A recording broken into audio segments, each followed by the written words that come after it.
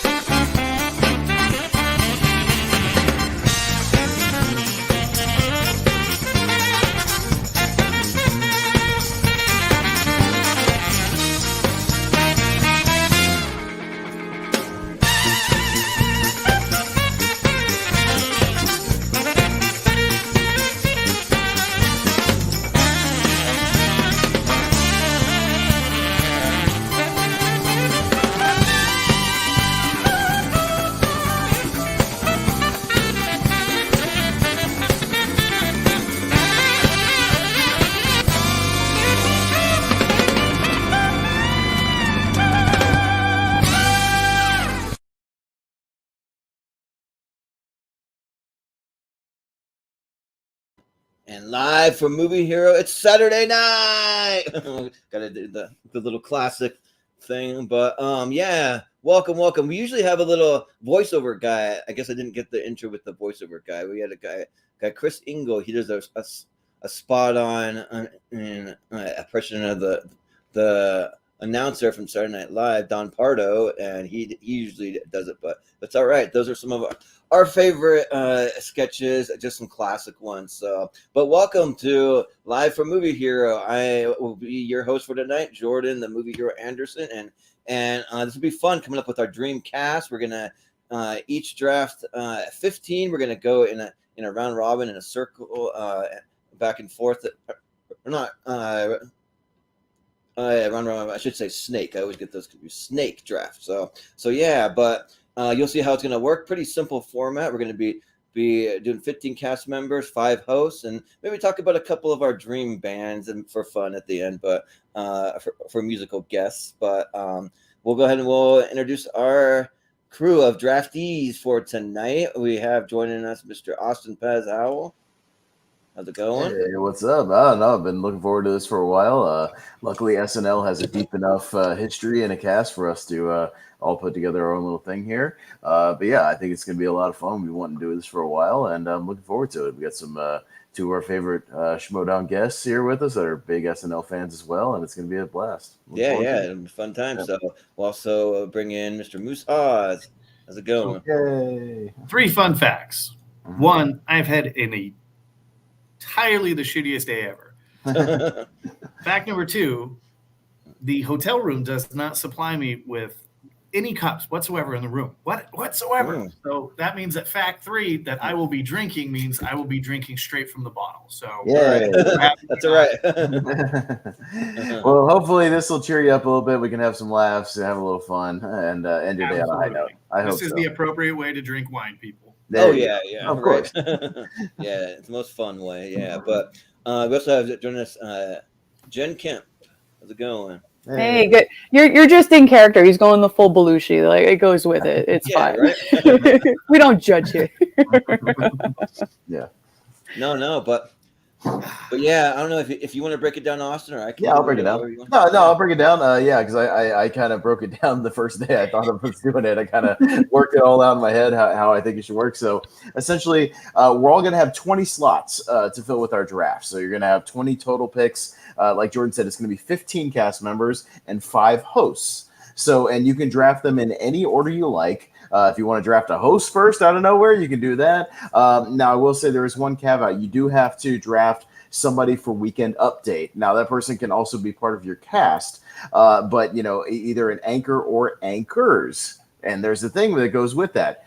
There have been dual anchors through SNL history, obviously. If you take, for instance, Colin Jost and Michael Che, the current ones right now, you can draft them all at once and at the same time. But if you do that, if you draft a duel, you will forfeit your next pick. You will lose a turn, essentially, because you were drafting 2 people in one slot. So keep that in mind. You can do that all at once, but you will forfeit your next pick. But otherwise, you can just designate a single solo anchor as well and just say, I'm drafting for Weekend Update so-and-so. So a Weekend Update person needs to be in there, or persons, 5 hosts, 15 cast members total, any order you like from any era, any year. They're all up for grabs. There is no ratio of male to female, anything like that. Whatever you want to draft, you can do it. So then also with your hosts, again, it has to be somebody, your host, that have actually hosted the show, even if it was only one. People have actually, for instance, Leo DiCaprio has appeared on SNL, but he's never hosted officially. So it cannot be a fantasy host. It needs to be somebody who actually hosted in the past at least once. We don't have graphics for those. I'll just write them down. We just got to look at the the cast member picks. But yeah, that's really the only things there. Like I said, we'll be doing a snake order. So we'll be going to the top left down to the bottom right, snaking all around. And I've got a wheel here ready to go with all 4 of our names on it. So I've got the wheel with all of them. And there's also a shuffle button. So Jordan, if you want to put me on full screen, if possible, I will do that. So we can. I'm trying to remember how to do. If not, I'll just do it. So, but it's fine. I think you can just go. What are our colors? That'll be easier. We can tell what colors. So, yeah. Jen, you are red. Jordan, you are blue. Moose green, and me, I'm sort of the yellowish orange, whatever that is. It's like tangerine or something. Just give me. Listen, very good. Don't I have lived through a digital wheel. Okay. Oh, I know, right? Yeah. I don't trust it, so I don't get it. It's already rigged. I can tell. This shit's rigged. Right. There you go. Gotcha. Okay, get the glare off there. There we go. I don't know, but there's a shuffle feature right there. I'm going to hit that a couple of times just to make sure it's completely random. Yep. All right, so we'll go with the first spin and spin away. We'll see who's going to go first. This is crucial. Very first pick. Now I'm blue. Spinning, or whatever it is. But Jordan's first. Our host is actually first. Ooh, good for first pick. Right. So we'll remove that down to 3. Spin it again. Come on. Come on. Goes next. No, I'm so far. Oh boy. Oh, it's gonna be Moose going second. All right, it's going second. And between me and Jen, I can feel certain people slipping away already. Oh no. Oh, All Jen, right, you all did right. good. All right. So, All right. as you can tell, there was no bias whatsoever because I ended up being last anyway. So there you go. Yeah. So, But then you right. get 2 in a row, so who knows? That's Yeah, true. right. You do get 2 in a row on the last one as we snake it back around. So you do get an advantage I there. just wanted to be either first or last. So, Right. So I got the All shittiest right. position. Oh yeah. All right, Jordan. So let's That's all right. slide me on over whenever you get a second. We'll pull back Oh, up yeah. our 2 Okay, ranker let's- chart because you don't want me just looking at my ugly mug. Yeah. But we'll go in the order. So Yeah. you'll probably have to flip us around. So go Let's see what's Jordan, slide Moose up there, Okay. and then Jen in the third position. I think That'll you just can make it do easier. it. No, There not we that. go. Us on the side. You don't have to do that. Us on the side. Oh, on the side. I got you. On the side, yeah. So that way we can just remember the order easier. You put Moose that makes second, sense. Jen third, and then me on the Oh, bottom. So that way we just okay. go up and down, up and down, up and down. Well, That's Or a the little dance. thing. So Yeah. Well, it'll be the same on the Cool. chart too. Yeah. I'll just have it that way That just makes to make sense. it easy too. Yeah. yeah, and then move Moose up. No, Moose underneath you. Swap. I had it right. There you go. and There you go. There you then I go. didn't That's do the it correct right. order. I'm like, All right. I slid it that way. So it'll be the snake order, but we'll just go up and down. We'll go Jordan, Moose, Jen, I me, like it. me again, Jen, Moose, Jordan, Moose. Yeah. You know, up and down, up and down, up and down, and that's how it's going to work. So Jordan has luckily he put a lot of work into this. He tried to put them all in alphabetical order. Most of the main cast, a few of the little feature players that were there for 10 episodes. Some famous didn't make people the that list. were there for a very brief amount of time. Yeah. I think a he couple still of kept people, a few of those. that like Yeah, if there's there no were- chance that like anyone's really even heard of them, then they're not They're not. represented here. They're not but going to the- get drafted. You're But like, some how of the dare you? people That's my that were names, favorite person ever. there were some people that were names. That There's were. 91 people on the list, so I think that's plenty. just to tell you, yeah, so that's plenty. So Yeah. All right. So that's how it's going to work. Does anybody have any questions before we get going? Or is everybody pretty clear? 20 total slots. I'll try to write them down as Jordan pulls them up. I'll write them down on my paper and finds I'm them. gonna And we'll just see do it like a little here. tier. Yeah. got them all in alphabetical order, so they Nice. should Well, be- Jordan- that'll help a lot. That's good. yeah. Yeah. So they're in order. So we'll be able to Wait, find Randy them all. Quaid was on? I didn't know. Yeah, he he was was on on for there, like a Crazy. season and a half or something. Yeah. I Yeah. mean, there's names that you forget about that were on for a little Sure. while. Yeah.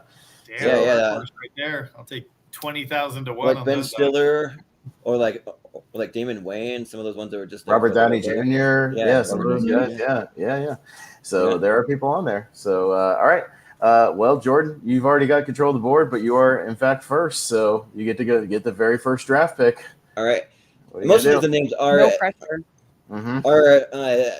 visible so we can see them, but there's a few that the graphics got stretched out or something. But we know who most of them are.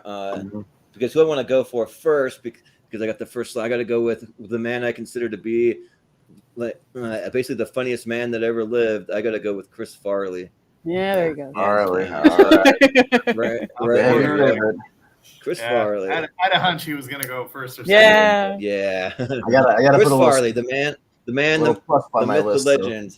yeah. Yeah. So I mean, I want to say a little bit about each one. I mean, Yeah, I figure, but I forgot to mention that you can, take a minute and a half, pick if you want to, pick your person. He pulls up, talk a little bit about why they're your pick, what do you like about them, that sort of thing, and then we'll go to the next pick. So, well, I don't have a ton to say because I mean everyone knows Chris Farley, but I mean a couple of my favorite sketches, obviously Van Down by the River, Matt Foley, the motivational speaker, The Bears is another classic one.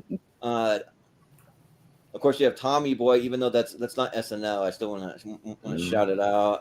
Adjacent. And then the like Bennett Brower, doing the little quotations, like sorry that I'm not the norm. I lack style and charisma. I popped my whiteheads with the compass I used in high school, all that. And it's good stuff. this time I'm the number one draft pick. Yeah. And of course, the Chris Farley show too, like that was awesome. All that. So yeah, those are just a few classic. Oh, and there's a really random one that's on the Best of Chris Farley DVD. If you ever have watched it, but it's a coffee taste test where he gets really upset and basically destroys the whole entire room because they gave him decaffeinated coffee instead of regular, and so yeah. But all right, yeah. well, Jordan's got a strong pick there with Chris Farley going number one. Yeah, I mean that's he was definitely one of the favorites to go first. But Moose, You're up next, sir. Still plenty of great choices, obviously, on there. What are you going to go for, sir? No, they're all gone. It's all garbage. No, as far as I'm concerned, the show is over. I will see you all later and go back to my hotel room. Right. Also, thank you, Oakland, for no cups in my room. Just saying. Yeah. Not even any coffee cups? That's absurd. Yeah, that is absurd. That's insane. It's baffling to me. It's crazy. Yeah. I spent like 4 minutes like ripping this room apart, and I was like, "Fuck it, I'm just drinking from the bottle. I'm gonna be drunk on tonight." Yeah. So, Farley was probably either going to be my first or second choice. It went back and forth between Will Ferrell and Chris Farley. So I'm going to take Ferrell off of the board because I think that Will Ferrell is probably the best SNL cast member, maybe of all time. I mean, the dude, Robert Goulet, Harry Carey, hi everybody. Like, he was so great. His characters just. I mean, I made a list. Craig the cheerleader, like just even thinking about it gets me laughing. Yeah. We played. I did drugs once. Yeah. One of the Butami brothers, Marty Culp.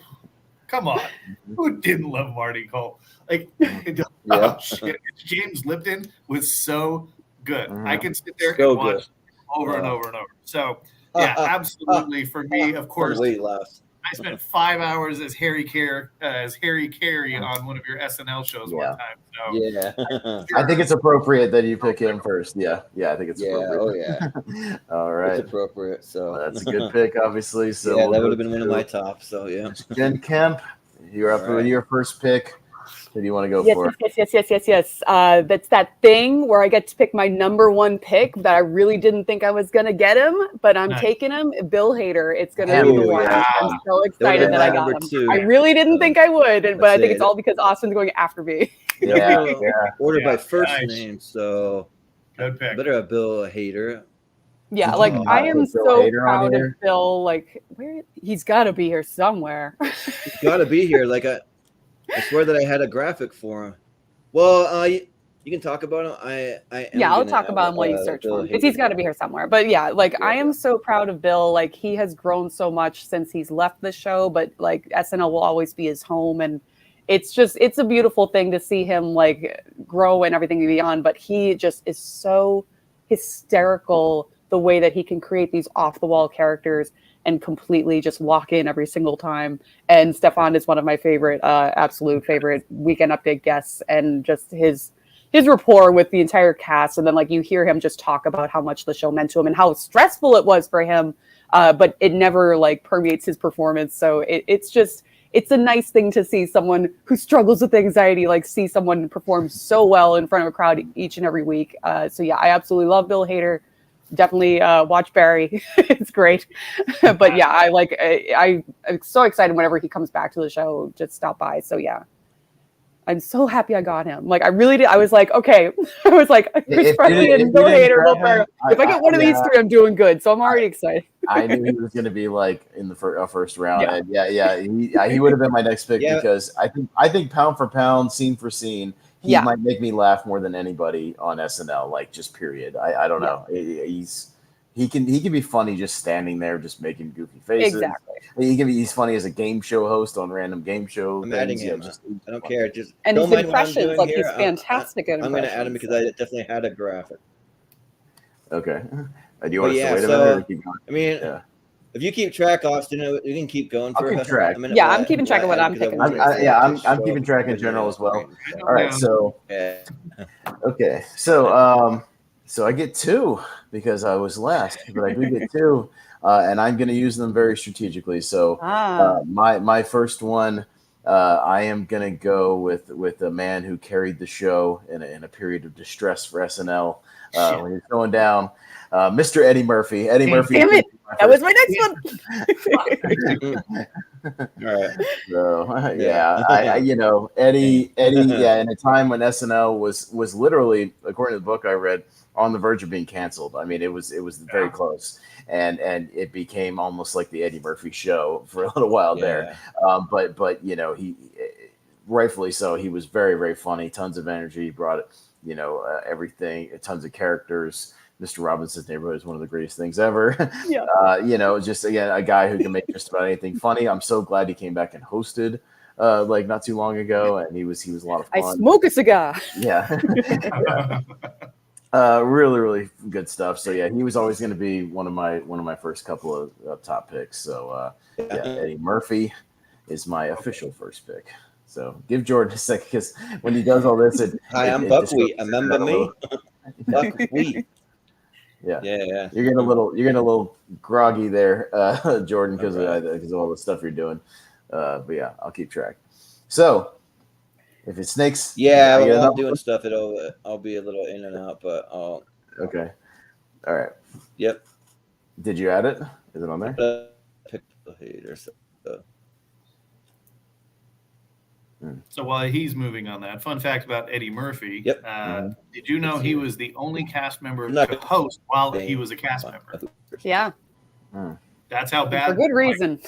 Yeah, he was so popular, and like people wouldn't come on the show, so they had him actually host because he was such a popular character. So you like run through the opening cast, and then it's like, oh yeah, and your host tonight, the guy who's already shown the show, Eddie Murphy. So yeah. And then of course the Buckwheat character was so popular that Eddie Murphy requested that he be killed off so he could play other characters. So good. There he is. There we go. Okay, we got Bill Hader on there. There's Barry. All right. There we go. Yeah. Now we can shut down his additional tabs and get caught up here. Yeah, there might not be any kind of name or like a title there, but we know Bill Hader. That's but yeah, fine. we all know who Bill Hader is. So, yeah. All right. Okay, so snaking backwards, I get my next pick, and I told you I was going to be strategic because I'm going to draft my Weekend Update host right now. And the greatest to ever do it, Norm Macdonald, is my next pick. Damn it! Oh, he's gonna anchor my desk. Damn. Norm had one good role. Yeah. Yeah. So I mean, I order by. He's on the left right there. Norm Macdonald. Yeah, right next to Pete. Okay, I was gonna say, don't tell me I forgot Norm too. Yeah. Okay.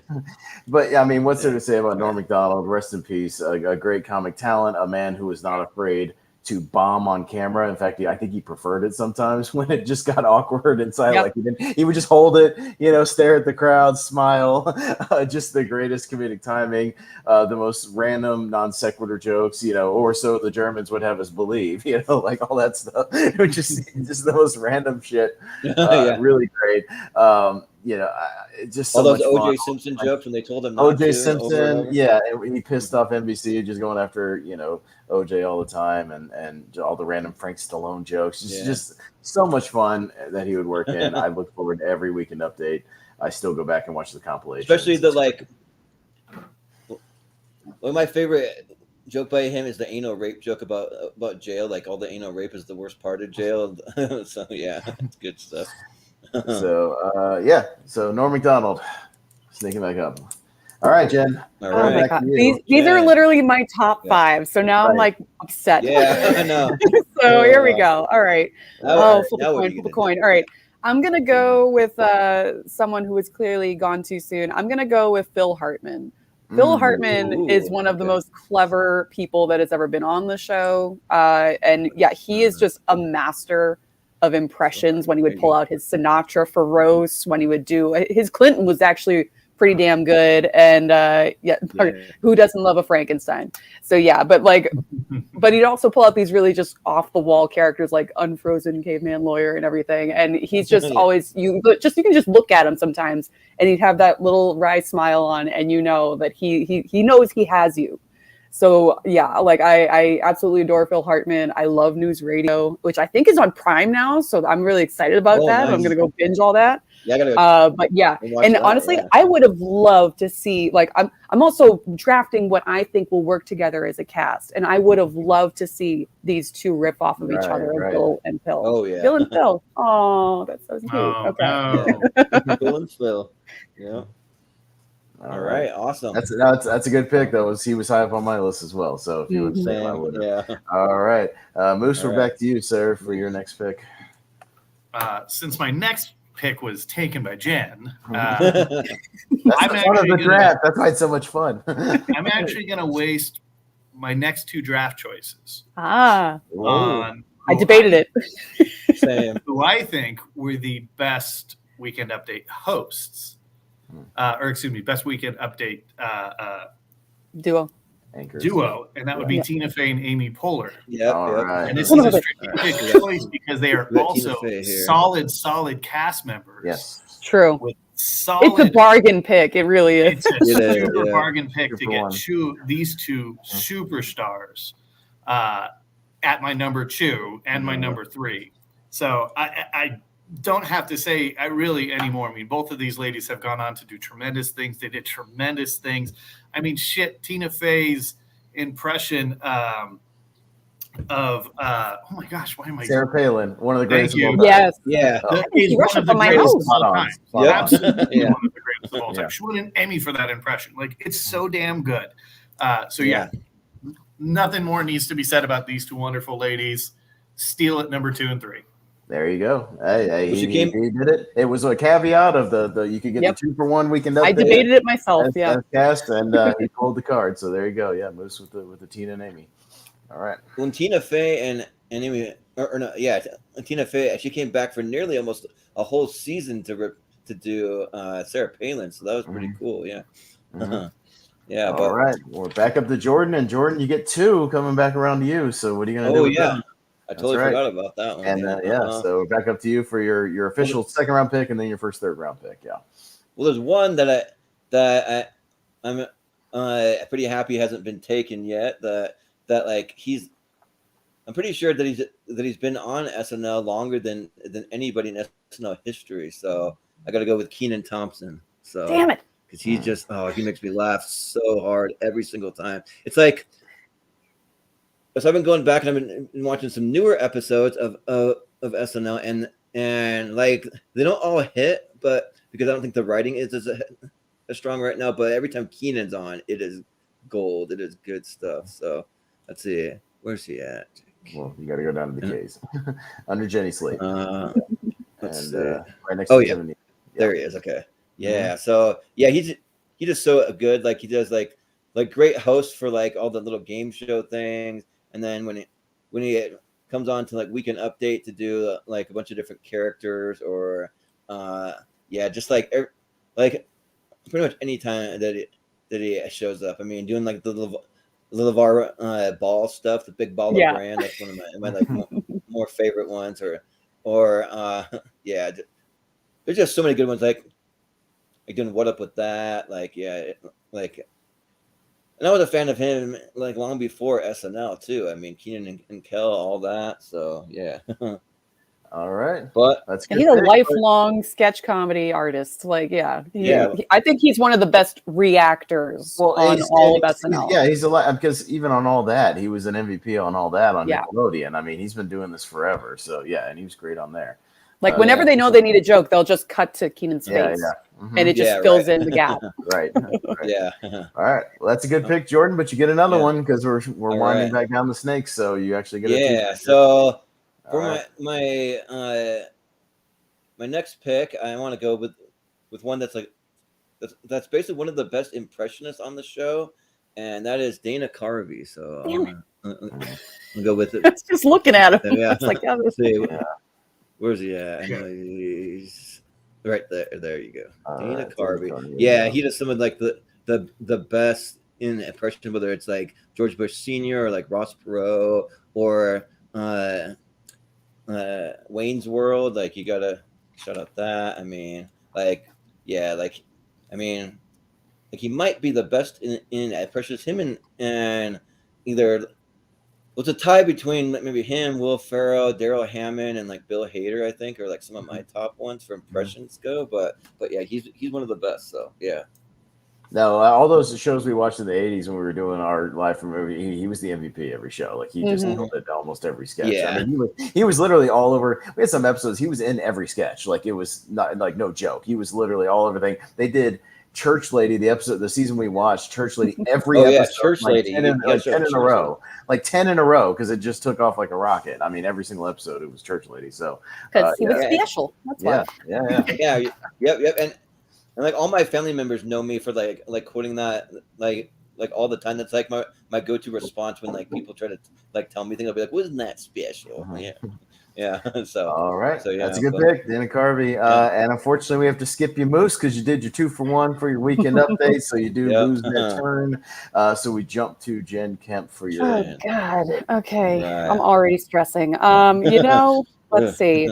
All right, I already have 2 pretty wry, witty guys on my list right now, so I think I'm going to go for someone who's a little more known for their physical kind of comedy, and I'm going to go way back and pick my boy John Belushi. Ooh, yeah. So like I absolutely love his samurai character where he's like just totally ripping off Toshiro Mifune in a good way. But yeah, like obviously like his work with the Blues Brothers is a lot of fun, and I particularly like the sketch where it's like him and Dan Aykroyd and Bill Murray like running a diner together, and they only sell cheeseburgers. Yeah, and it's just like over and over of like I got cheeseburgers. That's it. Yeah. So yeah, like he was a very special force on this, and we got Pepsi, no Coke, Pepsi. He was a very special force on the show, and this is another gone too soon kind of story. But yeah, like there was always a lot of heart to his performances, even though they could range from really dark to really wacky. So I like him in this vibe I got going on my team. All right. Yeah. Well, you gotta have the big guy on there, and he was like the first. You gotta have at least one big guy. Right. For sure. You got it. All right. Well. Okay. All right. My two coming up. I'm going to take another one of the big timers who went on to bigger and better things, and who's one of the best to ever do it. I got to go Mike Myers. I'm taking Mike Myers. Man, you stole Mike because I got Dana Carvey. I take Mike. So I know. I'm kind of impressed that Dana went first. Honestly, that's what I would have done, but I'm impressed. Let's see. I know he's like right around. So we're on the left, or you had Martin on there twice. Did you replace that with Mike Myers? Oh yeah. Uh-oh. You did it again. Maybe that's it. Yeah, that's supposed to be Mike Myers. No, he's not. No, he's not. He's over on the right. I see him. Okay, good. Michael Bryan. Mike Myers. There. Martin Short twice, but that's fine. Martin Short twice. He's right there. Yeah. Okay. All right, Michael. Yeah, I mean, go through that again. Another guy with just amazing characters who could do, old men. He could do. Just too many to name. I mean, I know Wayne's World is off the table for anybody, because of Dana and Mike, but just on his own, he's so much fun, and he went on to bigger and better things. I love that a lot of his proto Austin Powers characters were kind of sprinkled throughout a lot of SNL. The theater stories guys. There's some Austin Powers in there. There's a little the Scottish Soccer Hooligan Weekly is a little bit of Fat Bastard in there. Like you can see a lot of his prototype stuff and a lot of things. There's a little kid in the bathtub too. Simon. Like bum. Yes, Simon. Yeah. And with my crew, I think he could do some fun stuff with like Eddie Murphy. I think they could bounce off each other really well, and he could do some good deadpan stuff with Norm. I think Norm would have good reactions to his characters. What the hell is that? Mike Myers will be my one, and then we'll go into the next one. And I need a pretty good impressionist as well, so I'm going to take one you just mentioned. I'm going to grab Daryl Hammond, one of the longest running cast members of all time. Because you need a guy who damn near killed every impression he ever did on the show. I mean, I was watching one of the Joe Pesci things, and he was doing like Richard Dreyfuss or like Rodney Dangerfield. I mean, he was a master. They were spot on. I mean, just a guy who could just kill every single one of them. His Trump was great, all that stuff. So he can do anything. He's one of my utility guys that you could put in there to play almost any celebrity, and you could kill it. So I think I'll put Daryl Hammond in as a good anchor, kind of like Phil Hartman. So yeah. Well, we were back on to Jen, so. I guess I should take my weekend update before I start getting upset. Technically, mine are already gone, but even though Amy's already gone, I will take Seth, who did I think the longest run by himself. Yep. I did prefer when he had Amy next to him, but he did hold his own all by himself and got his own show afterwards because of it. But yeah, like Seth, like I feel like his run on Weekend Update was like a really good in terms of having the little side guests. Like he played off of all those weird characters fantastically. So he really helps people shine when they're just kind of workshopping something that they want to do on their own. You've got the Stefan stuff built right in with him. Exactly. So I needed to like get the bromance back, so that it's only fitting that I put him there. So Yep. Well, he was good with like the drunk uncle stuff too. Absolutely. All the different characters. Yeah, were good. So yeah, he was a good kind of straight man sometimes.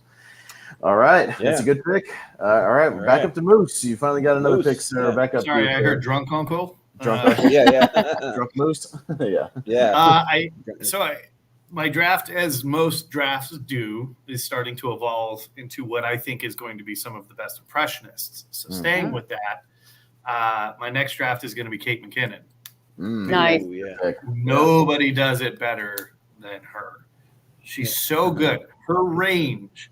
She has played from U.S., 90-year-old U.S. senators to, Jodie Foster. And every time she does it, she's so spot on with her impressions. So I guess that's where the evolution of my draft is going to go, is to great impressionists. And Kate McKinnon, of course, is one of the best. So enough said right there. There you go. Yeah. McKinnon is a strong pick. Yeah, definitely. All right. Going back up to Jordan. As we sneak it back. Well,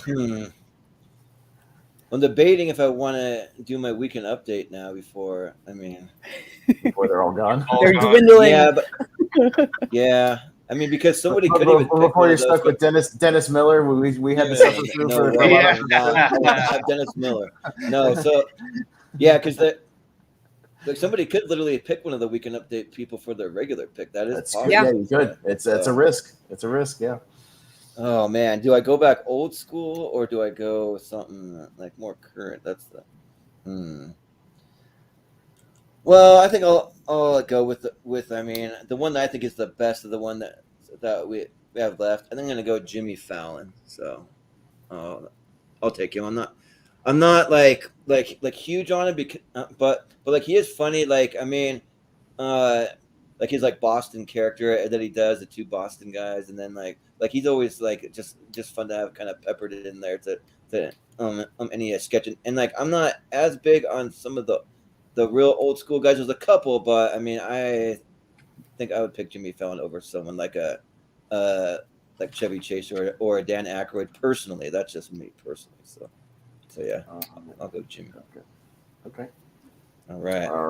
And I get another one. All right. And you get another one, but he's just a good cast member. I think even he was kind of underrated even just as a regular cast member. Like he's very talented. He did a lot of good impressions, a lot of musical stuff that was good. He had a lot of energy. I think he was kind of underrated a little bit. So I will say the Christmas Today song, like that's a classic. Like that's one of my favorite holiday songs. Oh yeah, and also shout out anytime he was paired with like Justin Timberlake too. They're always great together too. So yeah. Well, you can keep that in mind for your hosts. Yeah. Remember, anybody can draft any. He's been mentioned now. I know. Yeah. You can draft a host at any time. You don't have to save them all for last if you want. Yeah. Those are not off the table. So. All right. Stop talking, Pez. Hey, yeah. I'm just putting it out there, just reminding people. Well, I got a little list here. Do I go with like a well-known cast member, or I do have one on there that I thought never got a real fair shake on SNL, and was just kind of like a blip on the radar. But that one may not go quite as fast. So maybe I'll go with my first female. I got to have a female on there. So I'm gonna go with Kristen Wiig. Kristen Wiig's solid. She has great impression. I like the weekend update stuff where she comes on. She's doing like the just kidding like that, and then like trying to sing with like impromptu songs with Fred Armisen, and just like the way that she. That's good. Just different impressions of like she does Kathy Lee Gifford. She does some of those. So yeah, let me find her here. Kristen Wiig, yeah, I'll take her. I think she's got to be one of the funniest like female cast members of all time. So yeah, Kristen Wiig. All right. Well, that's a solid pick. behind my team. Besides yours. Yeah, right. Besides yours, yeah. All right. Maybe. Well, Moos, speaking of you and your team, who are you going to put on your team next? I'm going to go with host. Okay. And I mean, this guy has been on SNL so many times that he's pretty much considered an no. honorary cast member. Yeah, I know. No. And that would be one, Mr. Steve Martin. Steve. No. All right. Yeah. All right. Yeah. Well, we don't have graphics, so there's too many potential people to put on here, so we don't have graphics for hosts. But I will keep track of them. So, yeah. Yeah. So Austin's gonna keep track, and then we'll run them all down at the end. I'll put a little H by them, and we'll run all those down. So, no graphics for the host because it's just too many to do, too many potentials. We have an extra 200 graphics on here, so we're just not going to do that. All right, but that's a good pick. Saw, like first host. A recent Steve Martin where he came back just on this last season as the inventor of the whoopee cushion, and it shows him doing all these like crazy wacky inventions and stuff that are kind of all these prank things, like the little buzzer handshake thing or the flower that squirts water and like all that stuff. Yeah, it's pretty good. So he's so good. Yeah. Jen, who's gonna add to your team now? I'm just a little mad because like I flipped the coin between Seth Meyers and Steve Martin, and I was like, I need the weekend update. So that's fine. But yeah, I think it's time to get a lady on here, and one of my all-time favorites would be the incomparable Maya Rudolph. I think she has come through and done some fabulous impressions that, granted, most other cast members wouldn't be able to cover in terms of like Oprah and Beyonce and Whitney Houston, one of her absolute best. She just always elevates whatever sketch she's in. And like I particularly like Amy's Already Gone, clearly, but I love the New Yorker sketch where they would have the very heavy accents. Like I really, really like that one. But yeah, and like I love seeing her come back to do a Kamala Harris, and like just whenever she would breeze through during the debate era, like everyone would just kind of lose their minds. So yeah, I absolutely love her, and I assume she'll just keep showing up, honestly, because she's that talented. So she can just pop in and pop out whenever she wants. So yeah. Sounds good.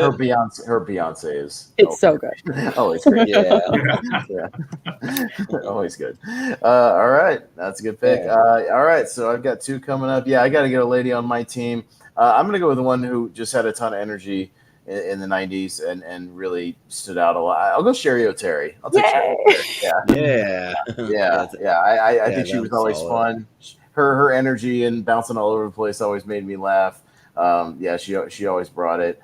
I think she would mix well with people like Mike Myers and stuff, and Eddie, and she could do a lot of fun things on the show. So I'll go with Sherry for my first pick.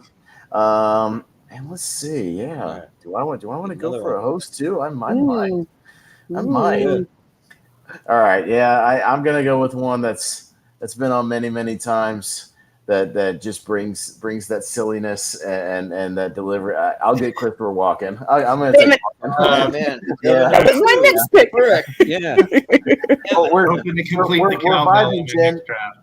We're vibing because I would have taken Maya if you didn't take Maya. Yeah. So I feel like she's fitting well in with my group, so I'm good. Yeah, and I could see Walken just having a blast with Mike and Eddie and everybody like that. Yeah. So even Norm, they could do a deadpan off. I think in some sketch, and just the delivery. So Yeah. All right, so those are my two, Sherry and Christopher Walken. All right.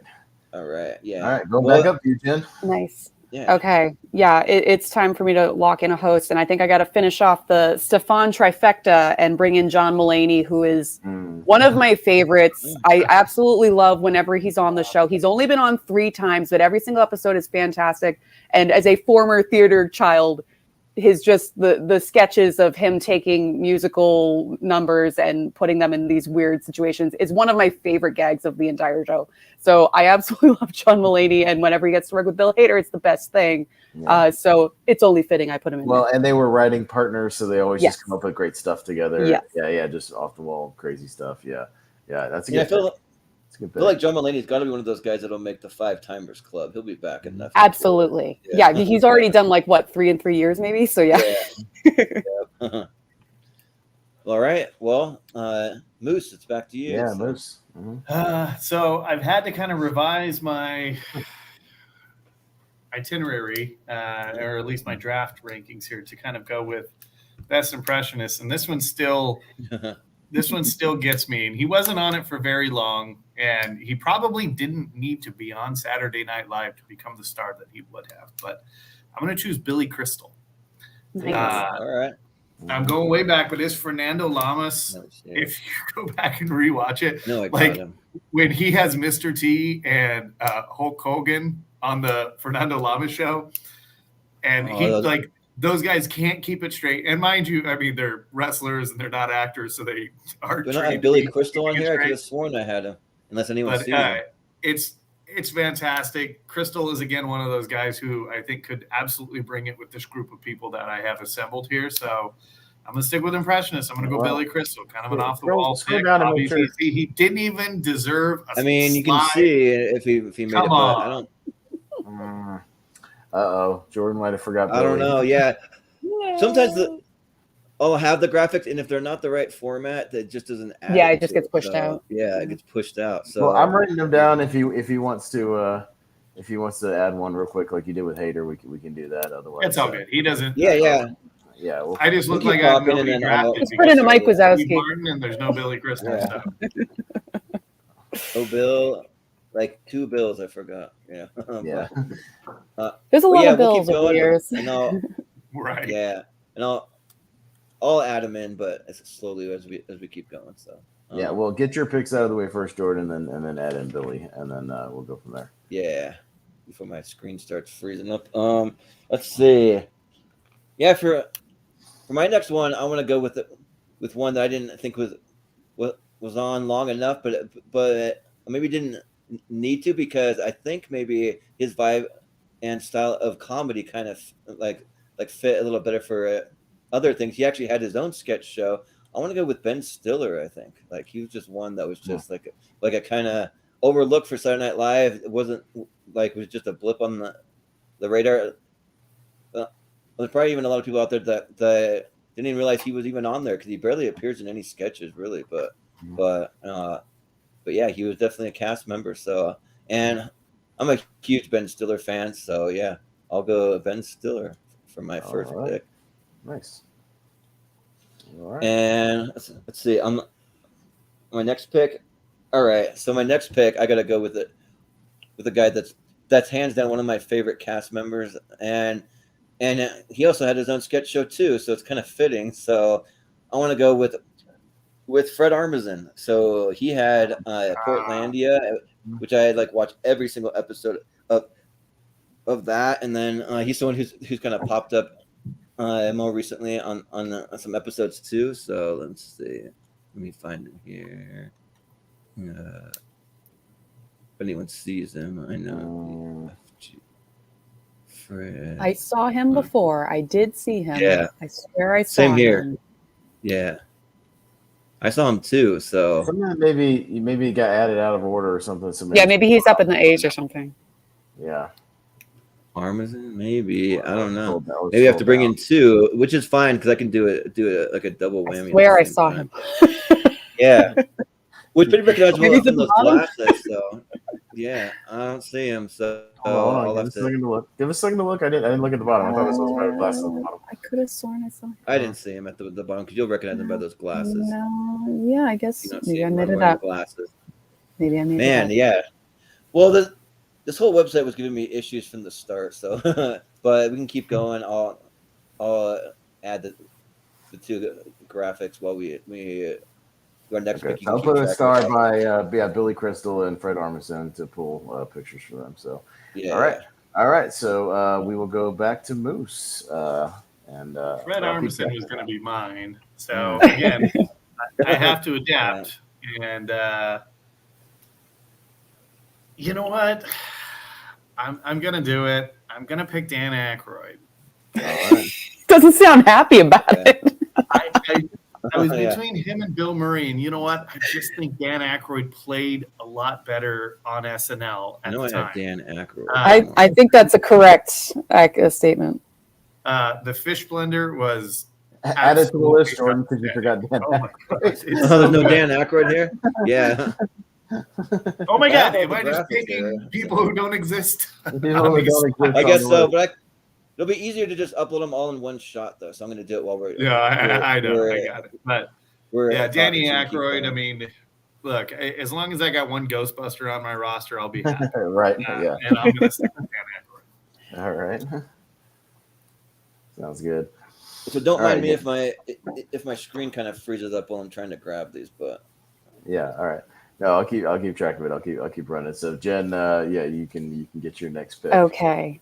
This might be too soon to go after her because she is one of my girl crushes, but I don't care. I'll be upset if I miss out on her. So I'm going to go with one of my faves, Cecily Strong. She is like such a clutch utility player. Like she can be thrown into any kind of situation and make it her own. Like she had some of the my favorite Weekend Update characters, honestly, of the girl you shouldn't have started conversation with. And her Janine Pirro gets me every time. And the Kathy Ann neighbor, who is surprisingly woke and everything in her more recent appearances. But she also is like just a fantastic performer. She's a very good singer. Like honestly, like as the years have progressed, they have started focusing more on singing because they kind of realized, hey, everyone can kind of hold a tune. But she's one of my favorites. So whenever she gets a chance to actually sing, it's fantastic. And sometimes she'll just pop up for one actual sketch per show and like completely steal it for me. So I absolutely love her, and I'd be upset if I missed her. So Cecily Strong. Okay. Yeah. No, she was going to be one of mine. I might have pulled later. Yeah. So that's a good pick. I think she's kind of a hidden clutch MVP of like women. I feel like she does not get enough credit for what she doesn't. Yeah, she doesn't, and she's really, really good. And she's been on there a long time too. I feel like a very long time. Granted, she only does like one thing for a while, but yeah. I think she's closing on like 10 seasons. I feel like she's been around for like a while. I think it might be her last season. I don't know. Maybe. It always feels like she's threatening to be done, but then it's like you can just like show up every once in a while. That was like Kate McKinnon was like on the board for a while, and then she hung around for a little longer, and then I think she finally left. So, okay. Yeah. The girl you don't start a conversation with is so funny. It's so good. So funny. It's with so good. Like what? And like oh. Yeah. We should be thinking about other people. Seth. Yeah, she's another one who can bounce off Seth. She did the character with Seth a lot. Seth, I don't want to hear it. Okay, just like she's the best. I don't know where that character came from. I'd love to see an interview. I'm sure she just met someone like that and was like, I must feel you. Bill Hader said his Vinny Vidace, like that character that he does, was a guy he was like behind the line on a subway or something one time, like waiting for a train, and it was just a guy like trying to woo women in front of him. That was just like, and he's just like, and he started doing it around the office with John Mulaney, making them laugh, so they just turned it into a character. So no, that's good stuff. All right, I'm gonna get into my next two. All right, I'm gonna bring the silly with my next two picks. All right, I think you need to bring the silly. I'm gonna bring one because I think I'm gonna grab the digital shorts. I'm gonna bring in Andy Samberg for my first one. He's gonna bring the digital shorts. So you always gotta have those. And just even as a performer, I love Hot Rod and stuff. And he's always silly when he would pop up as random characters. That's a good call. All that stuff, yeah. So Jordan, you're on a delay, by the way, while you're doing that. So just letting you know. I'm sure I am. Yeah, no, it's all good. But yeah, I'll take Andy Samberg as my first one and bring some silly. And I think I'm going to bring some silly in a different way. I'm also going to grab Tracy Morgan because he just makes me laugh. Like he just can make me laugh, kind of like Hader, just doing anything. Astronaut Jones and Brian Fellows and just even around he's just I need to bring I like absurd silly stuff, so Tracy and Andy will bring the silly, so yeah, those are going to be my two. Brian Fellows, Safari Planet, man, so good. Yeah. Okay. But yeah, I don't know why Fred got flipped. I don't care. Okay. Yeah, we're back on to Jen. So. All right, Jen. Oh God. Okay. All right. I'm gonna go for another host. One of the I think he might actually be the most times hosted. I'm not sure. Check my math on that, but he's always. It's funny to say because honestly, I couldn't point out like a specific sketch for him, even though he's been on the show so many times.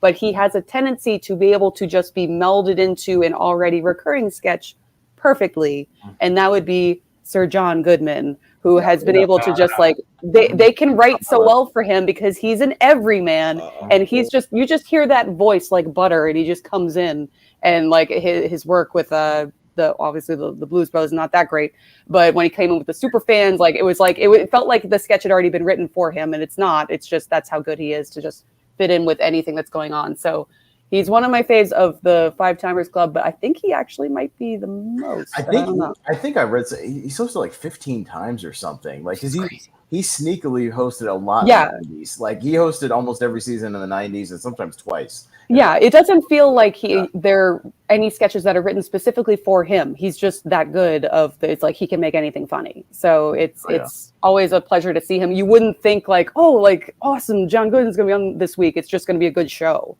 So it's not something that's gonna like make news or anything, but it'll be great. Yeah. So I think Austin, so. I got so as of right now, I think Alec Baldwin has the record. Still of 17. the winner. Yeah. Steve Martin has 15. I think John Goodman has 14 or 15, something like that. As of right now, John Goodman has 13 as of right now. 13, because he hasn't hosted since 2013. He hasn't done it for a while, and I would love to see him back in there, but he needs to do something. But he hosted like a bigger project to get back in there. Every season in the 90s or something. I remember when you scroll through Peacock, it's like every season there's a John Goodman episode. So that's a good. He was on my list. That was a guy. He was really good at playing like a really creepy kind of like nasty kind of guy. Like when he can flip really fast from being lovable family character to scary. So yeah. All right. Yeah. All right, Moose, you're up with your next pick, sir. Moose. What do you got? Goodman's one of those cats that, like, I don't know. I have always rooted for John Goodman. It's weird. I really have. I think that like he's the everyday man that made it big and just continued to like represent the everyday man. But we're on to my next pick, and I need a little Baba Wawa. Yeah. Give me some Gilda Radner right. Yes. Gilda Radner. All right. I just if we're assembling this team of great impressionists, she fits perfectly into my roster. Yeah. So give me some Gilda. Yeah. Gilda. All right. Yeah. Okay. All right. Sounds good. Yeah, it's a good pick. That's a good old school pick. All right. Going back up to Jordan for your next two. What are you gonna pull? Oh man. I think I got it. Like for like because they do. My next two are in like one of my favorite sketches together. So I mean, we'll see if you can deduce who it is. But I'll start with Will Forte because of like MacGruber and like doing like the ESPN like the crazy hi, and he's just like dead, just clueless and like I don't know, like he's just I don't know. I love that so character. Good. Yeah. I have no idea what you are talking about. Yeah. Well, it depends on what percentage she is going to the game. She could be 99%, 98%, 97%, 96%. Those ESPN guys make me laugh so hard. It's good stuff. Yeah, it's a good pick. Will Forte is great. Yeah. Well, bowling works when you throw the ball down the lane and try and hit the pins. No, not referring to that. He always gets like the context out of wrong. Yeah. But yeah, and like I'm an unapologetic MacGruber fan. I really want to check out the Peacock series. I haven't yet, so I don't know how if it's good or not. But I'm really hoping though. So. Oh shit! I didn't even know there was a MacGruber series. Yeah. Yeah, it's a TV series. Yeah, on Peacock. Is he in it? So. Yeah. Oh yeah. Yep, he's the star of it. Yeah. Yeah. Holy yeah. So you have to check that out. Yeah, but. And then my second one, I got to go with Jason Sudeikis, just nice ESPN stuff. Teddy Lasso. He was my next one. Yeah. Ted Lasso, yeah. He's another guy who Lasso. was like a sneaky MVP for a long time. That Yes. a lot of people didn't know Yeah. that he was just good He was. and damn near everything he did on the show. And I was a big fan like early on because I kind of saw that and I was just like, that guy is just he's good. He's got something. He got something and he's just good. And they used him. He was one of those guys would notice would be in almost every sketch. Like he'd be throughout the show a lot. Yeah, they used and him. he's just one of those guys. a He lot. just got used a lot. Yeah. So. Even when he's just doing the dance and what up with Oh that, my like God. he's stealing Like, the whole scene. He's stealing the show. Yeah. SNL aside, the last time I was on this show with Jen, we were talking TV shows. Mhm. Yes. Pez and Jordan, have you guys checked out Ted Lasso yet? I don't have Apple Plus. Yeah.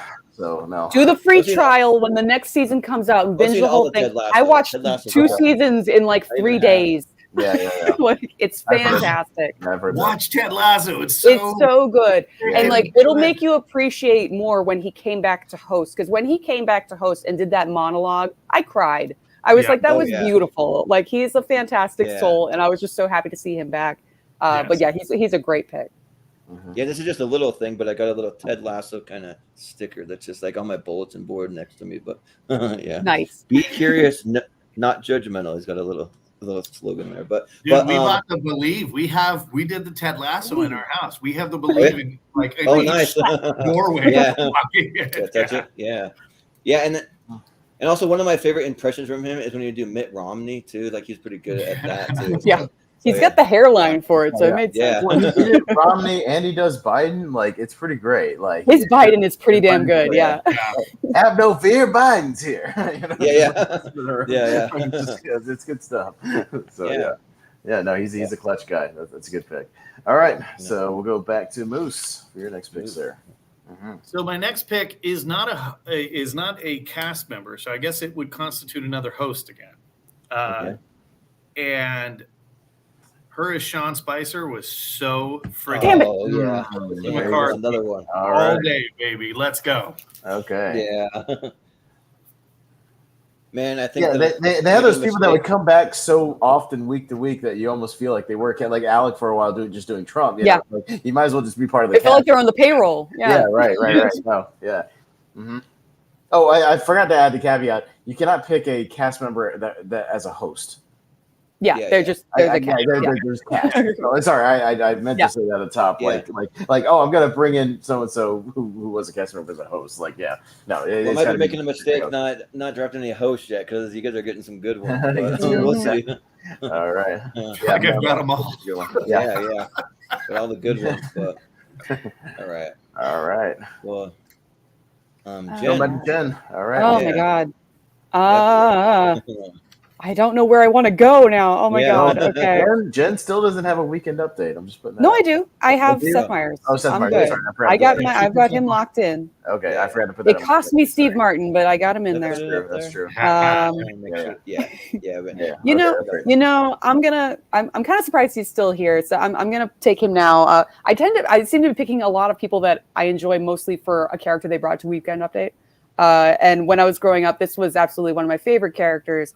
Was Opera Man. I'm gonna pull Adam Sandler. I'm surprised he's still here. Yeah. But Opera Man growing up, I was like, this is the funniest thing I've ever seen. So I absolutely love Opera Man. Yeah. And it's a shame that I don't have Chris Farley for him to play off of because that was one of my favorite duos of all of SNL whenever they were in a sketch together. But yeah, like them when doing the Gap Girls always kills me. And just every song that he's brought to the table, be it the classic Hanukkah song or the Thanksgiving song Lunch Lady or the Red Hooded sweatshirt dip. So he's clearly had one of the more successful careers beyond the show. But yeah, he was always a nice little energy, a little mixing it up a little bit in terms of his ears there. So yeah, I absolutely love his musical taste that was on the Saturday Night Live. Yeah. Or like Adam Sandler's show, where he's like, "This is the part in the show where I call up my ex Denise and hang up on her." Yeah, he's like, "Hello," and he just hangs up. Like that was great. Yeah. Or like here's the part of the show where I call up the guy. Totally a random story about Adam Will Sandler. is dating and hang up on him. Yeah. But anyway, sorry. Totally random story about Adam Sandler, but my brother. So I'm old enough to have seen Adam Sandler live on SNL. And my brother and sister were old enough to go to a concert when he was still part of the SNL class. And so they went and he did Lunch Lady and he did Opera Man. And he was doing all of those characters basically in a concert. And then my brother wrecked the family minivan, which was 2 weeks old, on the way home from the Adam Sandler concert. Still to this day, claiming that it was someone else's fault on a highway where there was no road or there was no other. Really? Crazy. Yep. That's funny. Still to this day, the mystery in the Haas family. A good choice with Adam Sandler. All right.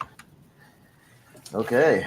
But yeah, I was just gonna mention real quick that I met Rob Schneider, so that's who I met to get this, but I got it signed by like Adam Sandler, David Spade, and Nick Swardson and Rob Schneider. So from their little tour that they did a while back. So yeah, that's pretty cool. So yeah, Schneider's got the Elvis hair going on there. Yeah, right. Nice. yeah. But yeah, he was a pretty nice guy. Yeah, he signed my copy of Surf Ninjas also. So which is awesome. But yeah, so Of all the movies. yeah, of all the movies, yep.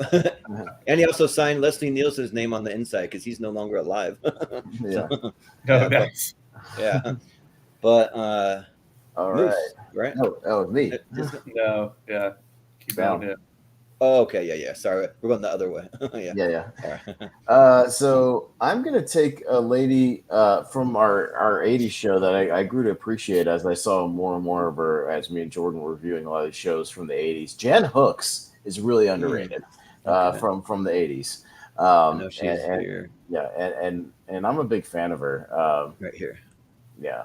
She's really sneakily funny on the show. She got used in a lot of sketches.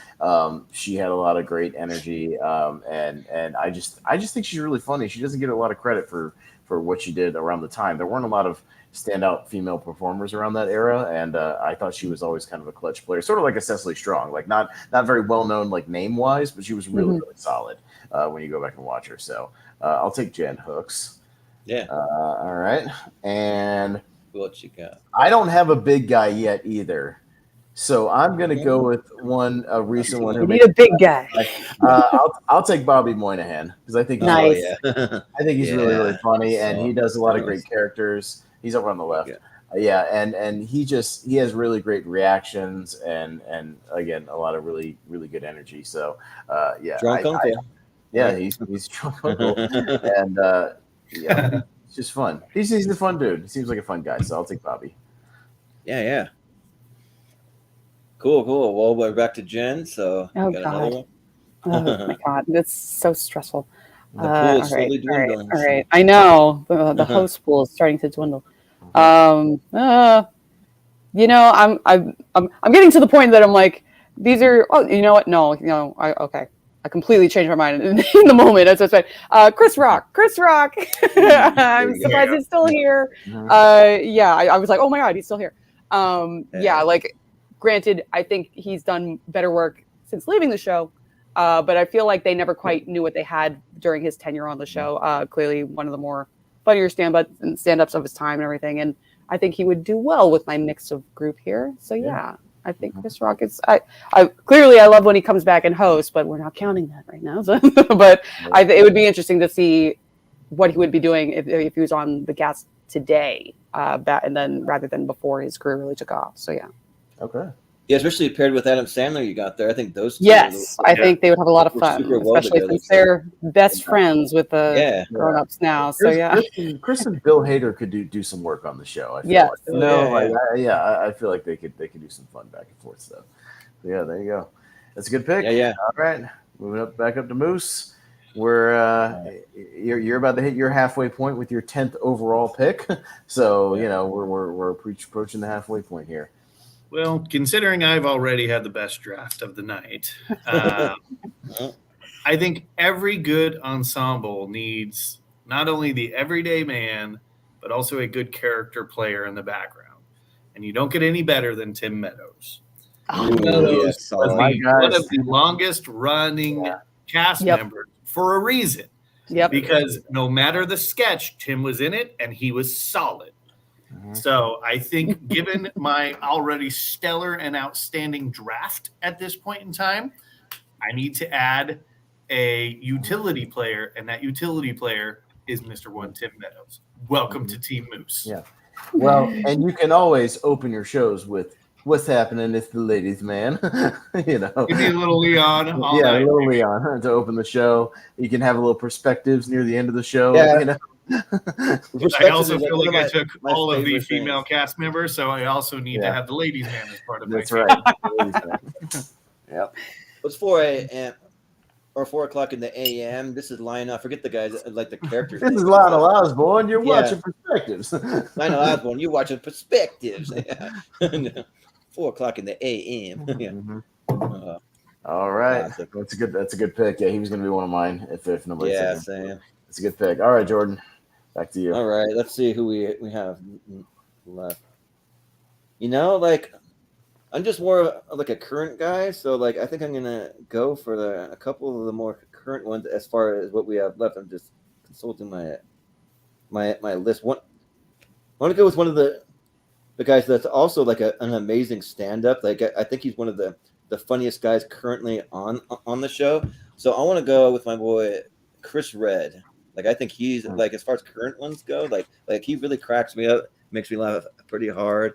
Let me see if he's even up here. Oh, I'm not seeing He's him. on the left. On the left. He's on the left. Oh I see yeah, him. there he is. Okay, I was gonna say, did I forget another one? Oh, yeah. Yeah, but like anytime that like he's added to like anything, because like I feel like there's a couple guys currently on there that no matter what they're in, they're funny. They're just funny. No I matter think he's kind of what. the current Tim Meadows. He's in a lot of Yeah. sketches, you know, kind of in the background, you know, small characters, but he's really funny. Like he's got good reactions. Yeah, especially good doing like a Lil Wayne. Like he'll be on some game shows as like Lil Wayne, and like he just does like a spot on. They'll just like pan over to him and he'd be like, "Word, what up, what up?" And like, but then he's in like the full get up for Lil Wayne, and yeah, like and then he always has like the surprise eyes too. Like I don't know, like I just like his facial expressions and that kind of thing. So yeah, I'll go Chris Redd. All right. And I get another one, which do I go with another newer one, or do I go with a more classic one? You know what? I'm gonna go with one probably nobody's gonna think of, but I want to pick him because he's one of the newest cast members for SNL. But he does one of the best Joe Biden impressions that I've ever seen in my life. The first thing he ever did was Joe Biden, but this guy's name's James Austin Johnson. It is really good. It's like scary good. Yeah, it's scary good, and like he's just so good in it. Then he even does like a pretty decent Donald Trump too. Like he's really great with impressions. So yeah, I'll pick James Austin Johnson. I know I put him on here. Oh, he's in the glasses right next to I saw him right next to Dream. Oh yeah, over there. Yeah. Okay. There he is. Yeah. So yeah, there's a couple current guys that'll kind of maybe vibe well together. So yeah. Okay. Well, there you go. Sounds All good. right. All right, we'll go back to Moose for your next pick. Okay. So I guess at some point I'm going to have to take the nostalgic pick for my fantastic number one draft of the show. And I didn't realize that I'd have a chance to have two Ghostbusters on my roster. So, Mr. Bill Murray, please. To Team Moose. Bill Murray. Team Haas here is definitely going to kill it, especially with two Ghostbusters. Imagine two Ghostbusters, we can do endless Ghostbuster skits. But also, and I agree, maybe he's not the right choice for this group because maybe he'll demand a little too much attention and it's a nostalgic pick, but it's okay because I still have the best draft tonight. All right. Well, I think what we're going to do is we'll leave that to the people because I think what we'll do is we'll let them decide. We're going to do a poll and we'll list everybody's cast and host and then put the poll who had the best draft. And we'll it's leave okay. It will be me. I'm fully confident. Listen, keep Bill in check, okay? All right. I think everybody's got a solid cast so far, and I know, yeah. And we're not even done yet. So yeah, I mean, yeah. the tricky part with this is that there's really no bad drafts. Like, no, yeah, there's not. There's a lot of they're all really going good to people. be solid. yeah, it's tough. Yeah. It's like all of us have at least one person that somebody out there might consider the greatest SNL cast member of all time. So Yeah. So, All right. Or you have all of them like I do, and 100%. We'll see what the people say. But, all right. Back to you, Jen. Oh God. Okay. This is getting stressful. So okay. we're at the halfway mark, kind of real quick. I'll just recap a little bit. So everybody has drafted a weekend update. So everybody's got weekend update covered. Jen, you've already drafted 2 hosts, so you still have 3 hosts to go. Moose has also drafted 2 hosts, so he still has 3 to go. Jordan has drafted weekend update, but no hosts yet, so he's going to have to start drafting hosts pretty soon. And then I have drafted weekend update and 1 host. So just kind of, we're on to roughly our 11-ish picks right now. So Jen. Well, I'm hoping my strategy pays off because without drafting hosts, you get more access to these cast members. Also, we stole all of the good hosts before you had a chance to, so that's also good drafting on the rest of us part. Good job, Jen, Pez. Mm-hmm, but there's an endless amount of hosts you can have. I mean, it just goes on and on. So. All right. I was totally going to go for Bill Murray on this pick, so I guess I'll go for another classic type actor that's a little bit wacky, a little bit out there, but is very good at acting, and I will take John Lovitz off the table. Ooh, that's a solid pick.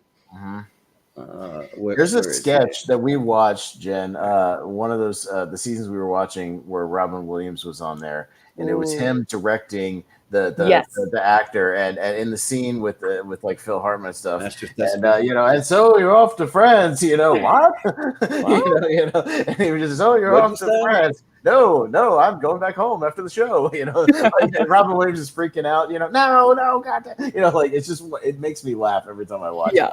If I need to pick me up, it's great. He's and just the little things he does. Yeah, he's a lot of fun. The Pathological Liar is a lot of fun too. So yeah, tons of fun. Yeah, that's a good pick. Yeah. All right. Cool. All right. I recently saw John Lovitz in Vegas. Just around or well, yeah, my cousin lives there, and my wife was running a marathon, and we had some time to kill, and so we went and saw Lovitz. And you know what? I did not think he was going to be very funny, because sometimes these sketch comedians they can rest on their laurels when you have the name. Over. You know what? Lovitz was pretty freaking solid. So good choice. Yeah. All right. Well, I saw him once at like an Indian casino, John Lovitz, and like for whatever reason, he must have been having like a bad day because he was not good. He was not funny at all. I saw him at the Comedy Zone in Jacksonville. It was very scripted. Very, very scripted. Like he had like no audience interaction whatsoever. It was just like he went up and did his act and left. He just ran through his lines. It was very non-interactive, non-connective. So, all right, but he's a good player. All right. I think though that he has some kind of residency going on in Las Vegas, or just there a lot. Yeah. Okay. Yeah, he has a residency. That's where we saw him at the Tropicana. Yeah. Okay. All right, Austin. Okay, I'm going to take another guy that when we were going through these 80s shows, I was surprised how damn funny he was, before he hit the weekend update desk. And since nobody picked him, I'm going to take Kevin Nealon. He's really damn funny. Yeah. That was going to be my next funny. Yeah. Oh. Yeah. When I made my weekend update pick, I was like, shoot, I should have. It was between him and Seth for me. I was like back and forth. I should have went for Kevin Nealon first. We were watching those shows, and this was before when Dennis Miller was still on the desk. Yeah, he just had some really damn funny sketches. Like, Hans and Franz. Yeah, that, and just the little subtle, the guy, hot socks. We should go out your treat. Guy. Yeah, that is one of my favorite guy, and a lot of other things where he would just be like fast talk. He's really good at like the fast talking stuff, and he could bounce with some of these guys like really, really well. As again, another utility guy that's just like can be just around, and he's really good. He's got a great podcast, like the hiking with Kevin, where he just hikes with with random celebrities and talks to them. It's pretty good. Yeah. All right. I'm gonna grab another host. Get this one off the table. He's America's sweetheart. I'm taking Tom Hanks off the board. Ah, Yeah. David S. Pumpkins is gone. Yeah. David S. Pumpkins. Yeah. Yeah. David S. Pumpkins. I got him. And he's another guy who you can put him in on any given episode and he just folds right into the cast like really well. He was funny even when Jordan, if you remember when he was on with the ESPN things, with Jason and Will Forte is like, He was on that too. Yeah. I brought you lunch. It's wrapped up real nice. It's got your name on it. Like he can play a lot of different things. He's been hosting forever. He's always fun. He was hilarious when he was with the Night at the Roxbury guys doing the little head bob too. Yeah. Mm-hmm. All right. So there's my next host pick. I'll get Tom Hanks. So yeah. All right, Jen. Okay. I have a lot of like Riley funny people in here, and I feel like I need a straight man / straight woman. And with that, I'm gonna go with one of the OGs of Jane Curtin, and she can fill in on the Weekend Update desk every once in a while when she wants. So I can switch them off every once in a while.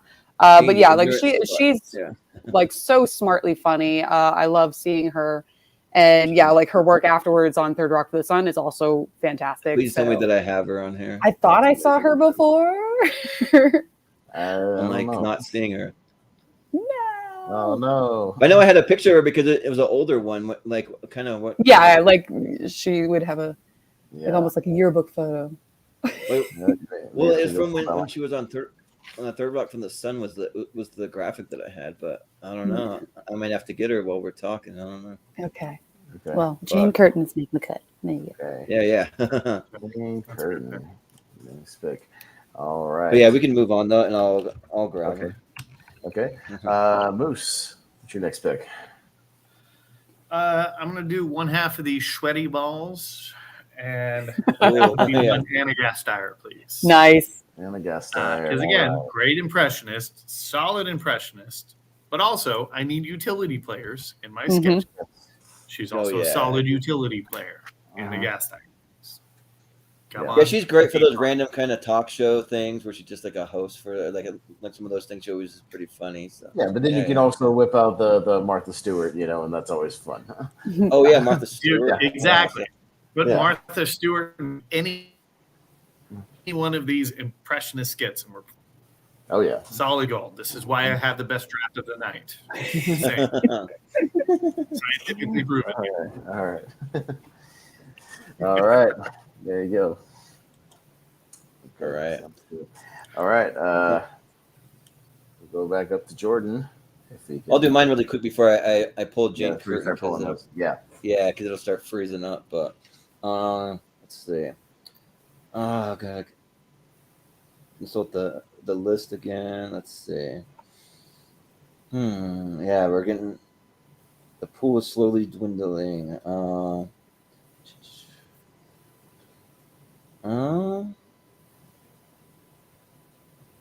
go with another couple utility players that I think will actually pair pretty well and like play off each other super well. So I'm gonna go with David Spade for my next one, just because like one of my favorite sketches is when with Helen Hunt on the airplane. They're like bye bye. Yeah, bye bye. Yeah. Well, and you've got Farley already, so. Well, and also you can. I got Farley. You can pop them on the Weekend Update for a little Hollywood Minute every now and then as well. Mm-hmm. Yeah, that's always good. Yep. Yeah, the Hollywood Minute. Yep. Yeah. So, and then my next guy, I think I'm gonna go with him because I think that some of the funniest he's ever been is on Saturday Night Live versus like what he's done with the rest of his career. But I'm gonna go with Rob Schneider. He was really good on SNL, but he doesn't get enough credit. Yeah. He's really fun. Like he did a lot of really fun on ESPN. Yeah, on SNL. Yeah, there he is. Yeah, but yeah, like he always made me laugh because he just vibed super well with all the other cast members. He's one of those kind of utility players that just fit right in with the rest of them. So yeah. All right. Yeah, so that'll be my Okay. 2 picks. So I don't know All how right. many. 10. I'm getting close. Jordan, I almost have all my. You're my at the picks point now. where you've only got 2 more cast slots, and then you got to start getting some hosts. Yeah, we haven't. Yeah. It's gonna be all hosts. It was kind of a strategy that I had though. So Yeah. So you got 2 more cast slots, and then it's going to be all hosts for you. We're going down That's all right. to Moose, and you still got 3 more host slots and a handful of cast members. So what do you got?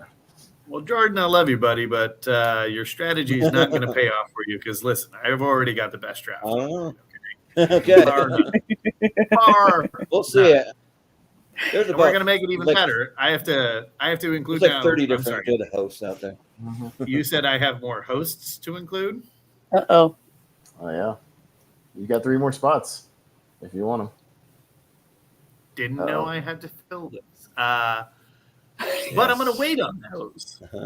Okay. Because there's still somebody available who I think would vibe quite well in this. Mind you, he was only a cast member for a very brief period of time, but that's okay because Martin Short will fit perfectly on Team Haas. All right. We could just do a bunch of different skits of there's only murders in the building. Come on now. I got Steve Martin and Martin Short and 2 of the Ghostbusters. Come on. Yeah. How am I not already winning this? Oh, actually, I'll go with the one where I put his name. There you go. Oh, gosh. Martin Short. Yeah. With classic, I always like the like Ed is his name, the guy with the little pointy thing on his hair. That guy. He's pretty good. All right. Yeah. All right. Yeah. Martin Short's a good pick. Man, his sketch with Bill Hader running down the queens, telling how to deal with the royal ahem, the gynecologist is one of the funniest things ever where he cracks Bill Hader. It's pretty damn funny. Yeah. All right. So, that's a good pick. All right, Jen. Oh, God. And Okay. Jen, you have a handful of casts, and you've got I have 3 hosts left and about 5 cast members. Okay. Yes. I'd be upset if I didn't get them. So even though this is probably recency bias, but one of my favorite hosts is probably going to be on the show a couple more times in his lifetime here, but he's already killed it each time he's come out, and that is Adam Driver.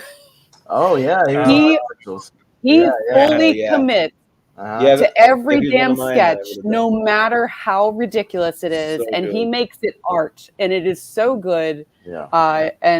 Like, has he only been on? Is it 3 times or 2 times? Something like that, like 3 I times. think it's 3. Yeah. But yeah, he's at least done like the Kylo Ren sketch twice. It might just be 2, honestly. Like the career day thing, the crush. The career day, the medieval times night, the like he is just like the ketchup sequence. He completely buys into the entire thing. So often you see hosts that just are reading cue cards and they don't really care. And he's like, no, I'm going to turn this into art. So I absolutely love Adam Driver. He's one of the best actors of this generation. So I can't wait to see more of him on the show because clearly he was made for this. Yeah. Yep. Yeah, definitely. No, he's a great. He's one of those guys. Even the undercover stuff where he's like undercover Kylo Ren. It's so good. Yeah, it's classic. It's so good. Yeah. Yeah, he's one of those guys you would like to see just for a season, just be a sketch guy because I think he's killing it. Yeah, he's really killing it. Yeah, totally. Yeah, he was on my potentials. That's a really good pick. Yeah, it's a really good pick. All right. Okay. So back to me. I am. This is getting interesting. No. Okay. All right. You know what? I'm gonna.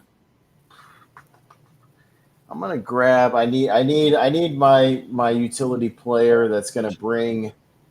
I don't like her in movies, but I like her in short bursts. I like her in small doses. I'll take Leslie Jones. I love that I knew instinctively who you were gonna say. Yeah. I like her. Well, I like her again in sketches, in small doses. I don't like her when she's screaming throughout an entire movie like Ghostbusters. I can't stand it. But if she comes on Weekend Update, does her thing, in certain sketches, You know, she can. Her stuff with Kyle was so good. God.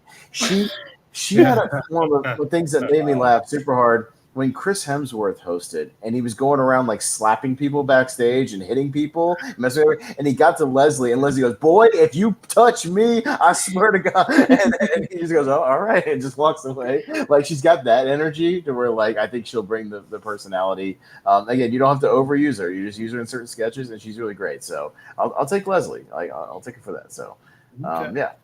All right. Where's she at here? She got to be here. Leslie. I saw her in the middle. So I saw her before, yeah. Like outside of Saturday Night Live, though, like she's the host of Supermarket Sweep, and she's no, not that. Not that. No. Yeah, on like, SNL, small doses. Like, I don't know what happened like there. It. Yeah. So yeah, and then I'll go ahead and I'll take another host, and he only hosted once. But God damn it, if it wasn't one of the funniest people on the planet. Conan O'Brien. I'm taking Conan. Because damn if his episode is one of the funniest episodes of all time. He does great, like the old-timey characters that he loves to do. You know, just the old-timey boxer guy. The boxers.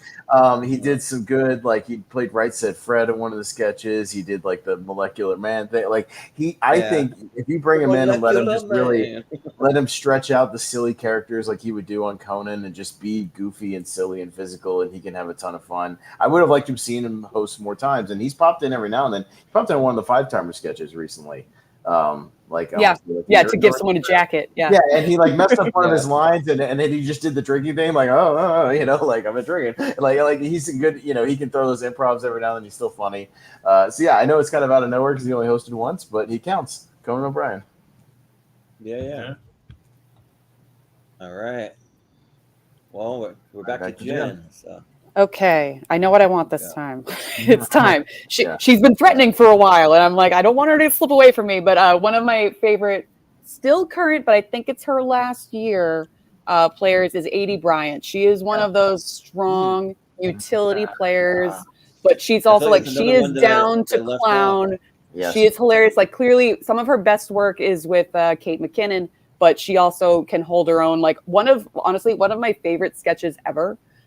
Is when Kristen Stewart was hosting, and the whole sketch is about the color of the walls, the fancy paint that she uses, and it just goes bonkers. And she is like, it's all because she is so good at committing to the bit. So yeah, like she brings a little bit of zany energy. She's had a lot of Weekend Update characters that I really love Weekend Update characters, but she's had a lot of like the kind of playing a little girl kind of situation of. The current was like Melanie flirting with the handsome dads and things, but also she had the little girl that gives you travel plans that are just in her neighborhood. But yeah, so she's always like had a lot of fun with whatever is given to her, and she will be missed, honestly, by me. But yeah, so she gives a lot of energy to her performances. Yeah. Well, another graphic I gotta grab, man. There's so many of these cast members. It's like, so yeah. I'll get her on there, but you guys can keep going. Okay. We can move to Moos. Yeah. All right, Moos. Well, shit. Jen just literally stole my pick. Thank God I got her. Okay. Huge. Okay, so I'm moving on then to hosts. And I guess I'll steal him before Jordan does. Let's go ahead and add Justin Timberlake. Yeah. Oh yeah. So, but no desperation move on my end to bring him into Team Haas. One, because I don't want you to get him, Jordan, you sneaky fuck. I know that's what's happening. And then secondly, I seriously got robbed with that last pick, Jen. Good job. But Justin Timberlake, come on. The dude is so solid every time he comes on. His relationship, especially when Andy Samberg was on, and the shorts that they used to do together were just so great. Come on, everybody remembers the Dick in the Box. I could use a Dick in the Box on Team Haas. Let's go. Yeah. Or like bringing on down to Rapping Town or whatever, like dancing with Jimmy Fallon too. That's good stuff. Yeah. Very good talk show. Yeah. Yeah. We've got another song too, I think, where they're like dating each other's moms or something like that. Yeah. Yeah. Well, that whole group was responsible for convincing. Oh my gosh, I'm drawing a blank. This Lauren? happens when you drink too much wine. To do the Pirates of the Caribbean song. Yeah. Oh, Michael Bolton. Oh Yeah. yeah, the Michael Bolton. Michael Bolton doing That the is Pirates so of the good. Caribbean song. Come on, Timberlake definitely had a good. Captain Jack Sparrow. Mhm. yeah. Yeah. That's good stuff. Yeah. Or yeah. The Lonely Island guys are. There you go. All right, that's a good pick. Yeah. All right. Man. Justin Timberlake. So yeah, now Jordan can't get the Barry Gibb talk show and the Almaville and none of that, unfortunately. That's fine, it's but not gonna happen for him. But it's like, do I do an actual host now, or do I? Because It's just I don't know, going all the way. We're getting all the good recurring hosts. You're gonna be stuck with 1 2-timers. But, Hey, there are some great people that were only on like once. So yeah, I don't know, Brian. You're that mean, dude in the that's it. fantasy football draft that wasted your third pick on like a kicker and kicker. didn't get a quarterback until like round 10. my wasted one, I think, was going with Jimmy Fallon instead of Kevin Nealon. That's what I should have done, but it's fine. Oh right, yeah. Because Kevin Nealon's damn good. Yeah, but I used to love in Kevin Nealon. Just a quick aside while you're looking, when he would just go, "Let's take another look at that story," and he would just turn another way. yeah. All right, now and then on the next story, just like little things like that made me laugh a lot. Jordan, Yeah, I'll give you really Dan good. Aykroyd for Jason Sudeikis. Oh, we trading? Ooh, No way. he can No, trade. no. He can move the titles. Or hey, I'll tell you what, I'll allow at the very end if there want to be some trades before we close it. Since he can just trades, yeah. Since he can just I'm not shift the cast Interesting. members around. This just got interesting. Yeah. Yeah, He can Just skip about- the tier. Now, I'm not going to do it for hosts. I'm going to call it a host. No, you cannot trade. I hosts. want to trade for Justin, But I will allow trades. I like that you can't trade hosts. Screw you, Jordan. No, Yeah, right. I am the draft master for the evening. It was my idea. I set the rules. I will update the rules. No host trades, but if you want to trade cast members to get your characters, get your teams, if you want to try it at the very end once they're all drafted before it closes, he can shift them around and we'll shift some things. So We'll go with a couple of hosts now. Sure, like right. I need hosts. So Being bullied into it. yeah, You right. don't have to. Well, I told him this. He was like, he wanted us to all draft hosts at the end. I was like, no, you got to keep it interesting. You got to keep it interesting because that's Yeah. the luck of the draw and everything. Draw, So yeah. I think the one I'm gonna go with, I'm gonna go Jim Carrey for a host. That's a I think good pick. I nice. think he Okay. saw it because one of my favorite things that he did is when he came on, he did the whole entire Sia dance like through the whole entire studio, and he dressed as Sia like with the like hair that covers the face and like the leotard, and he like did the whole chandelier dance and stuff. That's so good. But Jim Carrey was a potential of mine. That's a really good pick because he can slide into anything. He can slide into anything. Funny. Yeah, definitely. Yeah, like I remember that like on the SNL Twitter page one time they like put a poll as to who people would most likely want to see as a host, and I just threw out Jim Carrey, and like believe it or not, the next episode Jim Carrey was the host. I'm like, what the hell? So I don't know if he was popular or they already had him in mind. I have no idea, but yeah.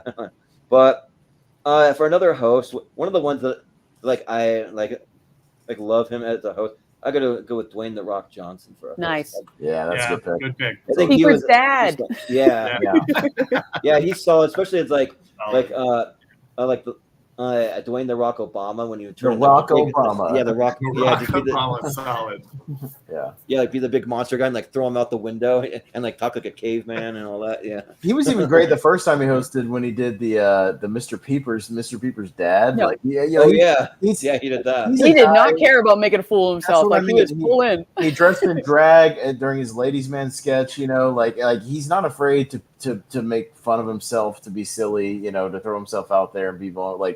That's what makes him great. And he can do the big tough guy stuff. But yeah, he can be silly. Yeah, that's a good pick. He's I think he's a 5-timer now. Like he's really good. So I think he has. Probably. Yeah. Sounds right. Yeah. Mm-hmm. That's a good Well, I've pick. been looking at the chat the whole time. They got some suggestions in the chat too.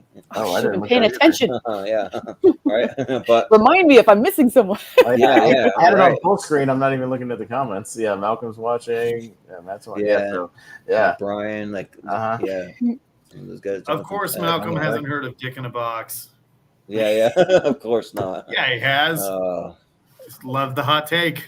Yeah. Andy Malcolm. They're wondering if Jen's gonna rep Boston with somebody in particular later, but I'm thinking about it. I'm thinking about it. Yeah. Well, right. I guess we're back to Moose again. So. Yeah. All right. Funny enough, the chat just actually selected my next pick. Of course it was they did. already on my radar. Close it. Close the chat. Close it. Hey, it's fine. It's fine. Again, I need good utility players who know how to bring good, solid, positive energy to this. Is it this one? It would be Miss Mary Catherine Gallagher. Come on, let's go, Molly Shannon. All right. Yep. All right. Right here. You're already on the best SNL draft possibly of all time. Possibly of all time. I see her. She's right next to. I saw her just a second ago. Word. Yeah, she's right there in the middle. She's in the middle. Yeah, right there. Underneath Yeah, right there you go. All right. Molly Shannon, yeah. Molly Shannon's a good pick. Yeah, she's a great utility female. Like she's always good. Yeah, and she's got a couple of solid characters to whip out. Yeah, and also Moose, you can have we can do the sweaty balls. We can. Can. Yeah, sweaty balls. There you go. Well, there's another part of the sweaty balls that hasn't been picked yet. touched yet. It's going to kill somebody recently, but it's okay. Yeah. Allegedly. I'll have one of you guys pick him. I was going to say it's like Voldemort. You should not be named right now. Fan just ever, even way before that song. When I pick two recurring people like Walken and Hanks, and then I go to Conan O'Brien, I think it's like I passed over one of the all-timers. Yeah. All right, Jen. Yeah, you're definitely playing it safe. I'm playing it safe. That's fine. Okay. I'm gonna go for a very recent player that, like, the minute he appeared, I just clicked with him, and I'm always excited to see him, and he's getting more and more work every week, it seems, and that's Bowen Yang. He came out swinging. Like, he really wanted to make an impact right away, even when he was still a featured player, and he came out with some really fun characters. And I have 80 here, so they get to do the Trendsetters together, which I think is a fantastic sketch. But yeah, the Soul Cycle, like, he just sent, every once in a while he'll throw in a line that is so out there from what's going on, and it just hits me, and I absolutely love it. So when he particularly did the iceberg that hit the Titanic, like, that was such a stupid idea, but he committed to it so well that it just became hilarious. And of course the Trade Daddy, which I think was kind of his first big thing that he got to do, which is just, it's a lot of fun. So yeah, I love seeing Bowen. I can't wait to see him become, honestly, he's probably going to be a more featured player now, because it seems like we're kind of doing a lot of turnover. So he's probably the most recent pick that I have. Okay. Yeah. One of the best sketches that I've seen from Bowen Yang is when he had a recent one when Benedict Cumberbatch hosted, and they go to the Chuck E. Cheese, but all the animatronics are not working. So they bring in this weird like European kind of like electronica band, and they're singing about some really dark things, and it's like him and Benedict Cumberbatch and I forget who else. There's a couple other guys up there, but they're really freaking out all the kids, and they're coming in like those like total European kind of like outfits that they would wear and stuff. It's pretty good. All right. Yeah. My next two Austin are going to be a duo that I realized did a sketch together that makes me laugh a lot, that I go back and watch a lot. And they're two people from the 2010s. I'm a big fan of J-Pop America Fun Time Now, which is one of my favorite little off-the-wall goofy sketches. So I'm taking the duo of Taran Killam and Vanessa Bayer. Damn it. Good sketch. And they're also... It's going to be my next one. I think they're also both just, again, great utility players that you can slide in. And Taran is really underrated. I think he was really good. He was on that Nick Cannon show, The Wild 'N Out, for a little while first, and he was a standout on there. And Vanessa's always great. You can do the Miley Cyrus. Tell me that I missed Vanessa Bayer. I think I did. You missed Vanessa. You got to go pull Vanessa. Yeah. Also, and 80 that too. is not Molly Shannon. That is not Molly Shannon. Yeah, that's Pedrad. Yeah, Pedrad. What? Yeah. Let me see. M's right there. Also, Martin Short is just randomly there without. No. Down. If you go back down, there were two Molly Shorts with a picture. Yeah, it's okay. Yeah, there's two of them. So it's okay. If Nassim gets picked, then we'll have a problem. But Yeah. But Molly Shannon's there, so Yeah, she's fine. We got at least one correct one. Was considered. Yeah. yeah. So I'm taking the duo of Taron Killen and Vanessa Bayer, who are both just really solid, and I like him a lot. So they're on my list. So those are my two. You guys remembering these guys? J-Pop America Fun Time Now. All right, going back to Jen as Jordan will pull Vanessa. I was totally gonna pick Vanessa, so now I don't know what I'm doing. Okay. I'm gonna go for another straight man and someone who I think he never really made a big splash on the show. He's actually done a lot more voice work since leaving the show. And that's Chris Parnell. I always thought that he added a nice energy to most sketches, but he never was like the highlight, but he would raise everyone else up around him. Yes. So yeah, I think he's done a lot of great work on Archer and things like that. So yeah, Chris Parnell. It was in the What Coals of Narnia. I mean, yes. Hey, Rick, he's got steady work with Rick and Morty right now. Yep. Oh, and he is the narrator for Maneater, the video game, where you get to be a killer shark, and I highly recommend it. Nice. Chris Parnell, he was always a solid guy as well. Yeah, in the early 2000s. Yeah. I like him and Jimmy, the Bloater brothers. I know Jordan, but I like the Bloater brothers. So, he's not a fan, but I am. So I like it. All right, Moose, what are you going with next? I'm gonna go with this gal. We're by the way, we're about 3/4 of the way through. We're almost gone. We're in the home stretch here. So yeah. Okay. So what you got? Might end up cutting out when I add these two, but just go ahead and talk. Yeah, we're good. Vanessa Bayer, I would love to have. I know, right? She's already gone. Is she? He just took him. She just got tried that we all three of us wanted to take her at the same time. Shit. I took Vanessa and Karen for Cape. Yeah. Fun Time Now. Yeah. I wanted her so bad. Damn it. Pass. Okay, hang on.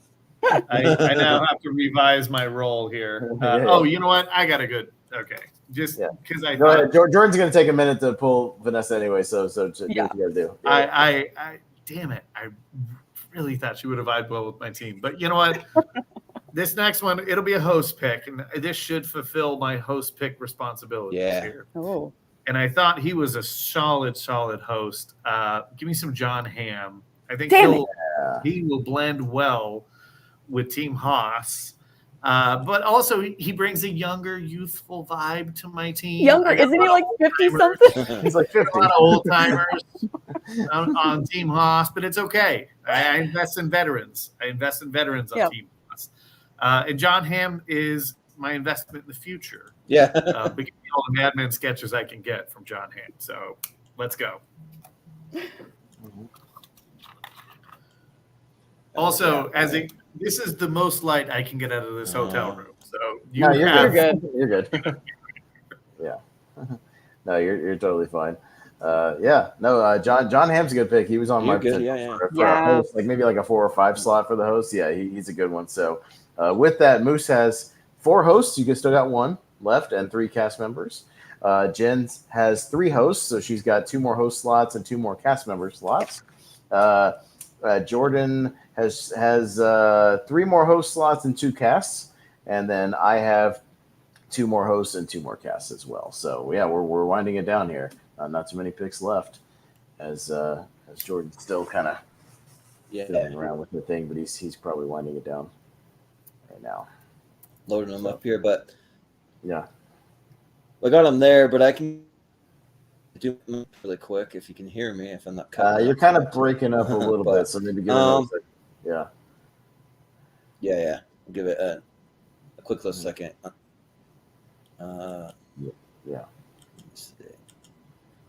Can you hear me all right? Yeah. Well, am I good? Hello. We can hear you, but it's you're visually stunted right now. I need to start working again because. Let me know when you can hear me clear. I'm ready. I'm just literally waiting for my internet to catch up. Yeah. You're good. You're coming back. You're back in now. Yeah. All right. Yeah. Okay. So my next one, I think I want to go for cast members and close it out here, but I'm just I'm trying to. 20 is a deep Right. number to hit, Jen. Maybe next time, like 12 to 15. Well, yeah, but I mean, these are my last two. So, and for the last two, it's where I'm kind of like struggling to pull someone. But I think, all right. One thing that I'm just gonna go for him. Let's see. I'm gonna go with Pete Davidson. I think. So. Okay.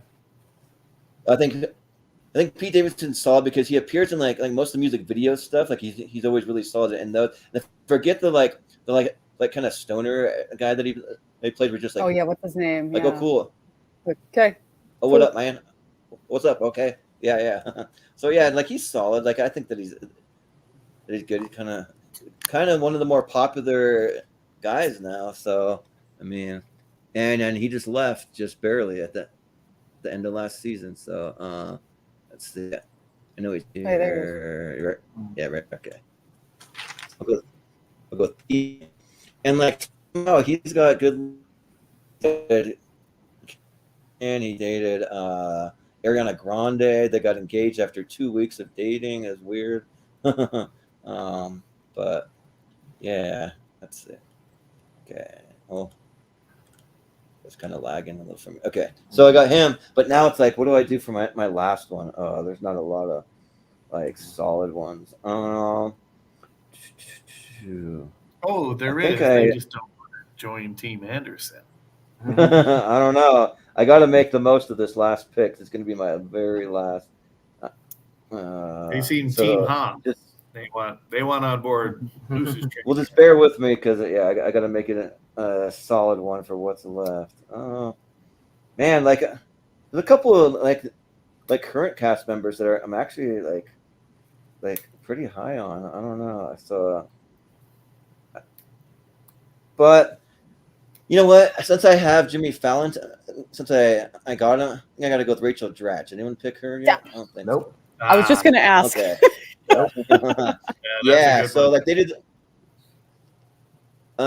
the like Boston, like the like boyfriend girlfriend, like waiting in line to get tickets or whatever they're always doing, and like with little handy cam and stuff, trying to. Hers is very accurate. Being from Boston myself, she's very accurate, more so than Jimmy, which is weird because he's from here. Yeah. I know. Yeah, right. I know she's got to be here. Anyone see her? I think you left another one that didn't show up here. She might not be here. Yeah. Well, bear in mind, like most of this is the website it's a lot. leaving her off. I have graphics for all these people. Yeah. Yeah. So yeah, well, that'll be my pick. It'll be Rachel Dratch. You guys can move on. We'll go to Moose and I'll. Yeah. Well, while you're there, though, go ahead and put 80 up in. You got to move 80 up into Jen's and Vanessa into mine and Vanessa into mine. So yeah. Yeah. Because you added them, they're already down there. Do that, and then you can go pull. Go pull. Rachel. Yeah.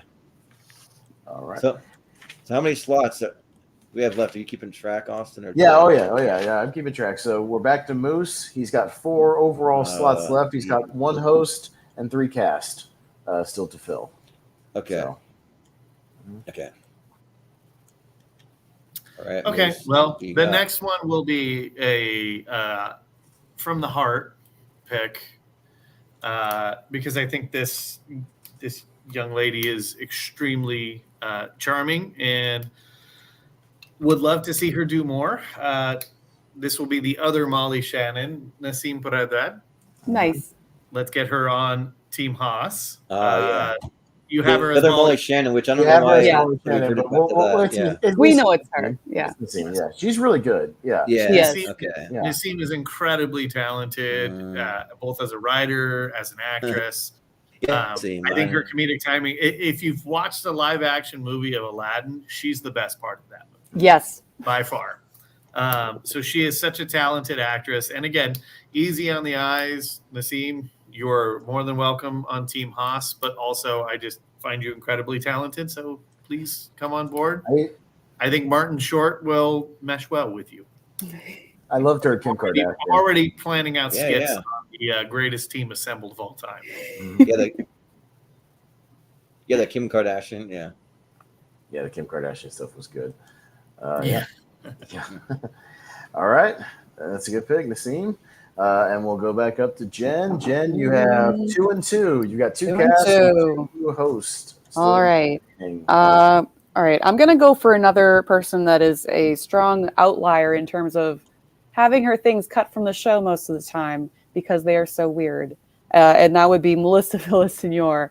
She tends to like, it feels like as a writer, she just like goes and hides in a room and like all of a sudden will come out and like have just completely mastered this very specific impression and be like, how do I put this into the show?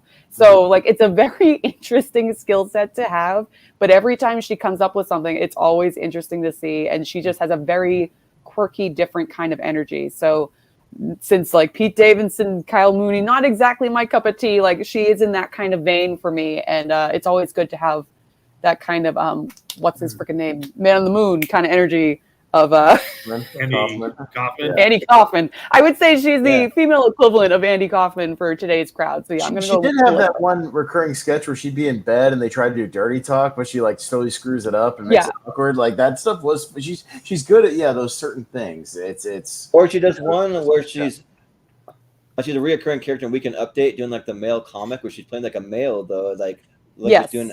Every once in a while, she'll like come out and do like jokes, some actual, like very strong commentary on something, but in a funny way. So yeah.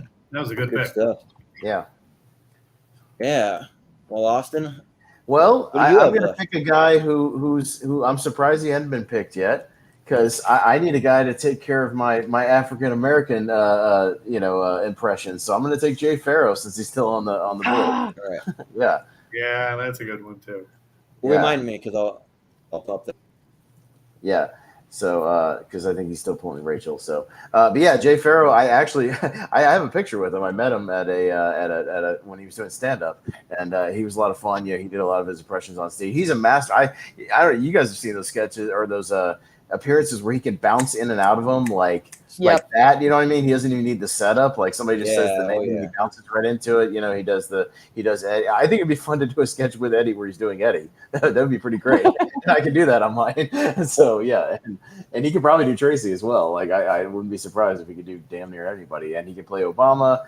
He could do all the rappers. Kevin Hart, Stephen A. Smith. He's like great. Yeah, he's great. Yeah, Shaq. All those guys. Yeah, he's great. Shaq. Shaq's great. Where he's cross-eyed.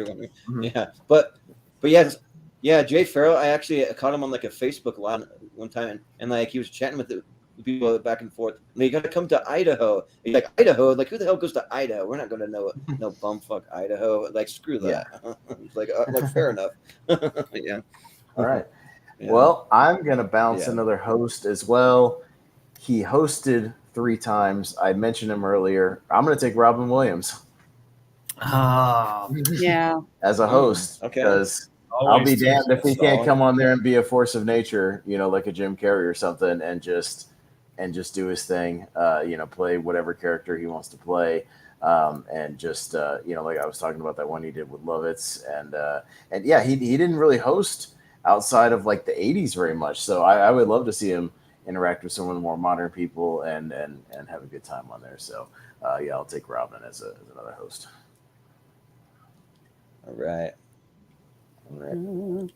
Sounds good. All right. So go back up to Jen. Yeah. Dear Lord. Okay. All right. Oh my God. Yeah. All right. I only have 1 cast member slot left. One left. I have 2 hosts left. I should probably take a host. I think this is all right. Because 15, it kind of forces you to like go for some utility players and stuff. You got to go for those utility people. I mean, we debated 12. I just said I thought 15 and 5 was a good number, and 20 was a nice number. And it makes you really dig into those cast members. So you got to think about and not just the ones that became stars or movie stars and things like that. You got to really dig in with your SNL knowledge. So yeah. All right. Okay, I'm gonna put another host out there, Yeah. and I don't have a female host yet, and I feel bad about that. And I have so many that I like, and I'm trying to decide which one. But I'm gonna go with someone who has appeared on the show multiple times. I think it's in the Five Tenors Club. I'm not entirely sure, but she has appeared in different decades because she's one of the youngest people to host the show before, and that's Drew Barrymore. Yeah. Drew Barrymore has been on multiple times, and she really knows, like, she's there to have fun. She is there committed to the bit. And like, even when she is the bit, like recently they've had, I don't know the girls, she's right there. I can see her, the little blonde Barbie girl that's on the cast right now that does an excellent impression of Drew Barrymore. But yeah, Drew herself, like she has come on and done the James Lipton with Will Ferrell and just completely, it's fantastic. So yeah, she's always has a lot of fun when she's on the show. I'd love to see her on it again now that she's kind of in her I don't give a fuck kind of phase with her own show. So yeah, I'd be curious to see her on again. Yeah. She's great on that like hot tub sketch with Will Ferrell where it's like our bodies were all in on it. Yeah. And then she's with Jimmy Fallon and they keep breaking character. They're just laughing. Yeah. It's good stuff. Yeah. All right. Yeah, that's a good pick. Yeah. All right. All right, Moose. Moose. I got one more host spot left, right? One more host and 2 casts. Yes, that's what you got. Perfect. All right. Every winning team needs a winning quarterback. No. And my pick, while he's only hosted once, was probably one of the most unexpected hosts on SNL history and killed it in every freaking sketch. And that would be one, Mr. Peyton Manning. Yes. Please come. I knew I should have picked him right then. Yeah. Yep. Yeah, he's great. Yeah, that was that United Way thing with the kids. Ever hosted that United Way thing is one of the funniest things of all time. Period. Yeah. Yes. One of the greatest things ever. And the United Way thing is so good. And they edited out off the actual show, but you can still find it online where they did the he danced with Will Forte doing the Casino Royale, the old theme, like doing the dancing, like that stuff is great. Yeah, he was awesome. Yeah, he had one of the best sports hosts episodes ever. Damn it. I knew I could have waited. I could have waited on Drew. Damn it. All right. Yeah, or the one where he's the basketball coach and they're like losing really bad and he's like dancing around and stuff. That one's great too. Yeah. Good stuff. All right. We are going to you, Jordan. Jordan, you have 3 slots left and you have to draft all hosts. You're all hosts. So you got to do a dual host here. Man. Good luck with that. Yeah. There's still some people on the table, funny people out there that hosted. Yeah. Well, bear with me for a quick second because I got a list of hosts pulled up here. So I'm like trying to see. I mean, I think, and I got my own kind of list here. I think, yeah, it's probably solid. I think one of the ones I want to go with because when she hosted it, like she just had like something where like you wouldn't think she would fit that well, and man, did she fit like super well. I want to go with Betty White when she hosted. Like nice, like she was really solid. That would have been my last one. Well, she knows how to be like crude and like dirty and like you don't expect it from her, but then she knows how to be so sweet and like you just love her so much. So yeah, I'm gonna go Betty White. So, yeah. And then, dang, I got one more. Well, I'm going to go with them just because I just watched one of the episodes where he hosted, and man, every single sketch was like a banger from him. Like, he was so funny the entire time. I'm going to go with Benedict Cumberbatch. Like, I think he was so good because he's like one of those more dramatic actors that like you don't expect a lot of comedy from him, but those are sometimes some of the best hosts because like they just like they come out swinging. He committed to it. He took it like a serious job. A lot of people don't. Yes, that's exactly it right now. He was all in. Yeah. Oh, I mentioned that like the Chuck E. Cheese sketch where like he's really getting into it, really singing, really just just going for a broke. There's like a British one where it's like the fainting couch, and like they keep having the butler bring in different things, and then like he's like, "Will you bring us some piping hot soup?" And then they keep fainting and knocking it over like multiple times, and it's Mikey Day, and he's in like a full suit, getting covered with food over and over and over again. It's a great kind of physical comedy and bit. So yeah, there's some good stuff in there. So the one where he's on the toilet trying to act cool with the reclining toilet too. There's that one. So yeah. So that'll be it. All right. Ooh, sounds good. All right, we'll go back to Moose. Get two I more just want to picks. spend one dinner with Benedict Cumberbatch. Just one. Yeah.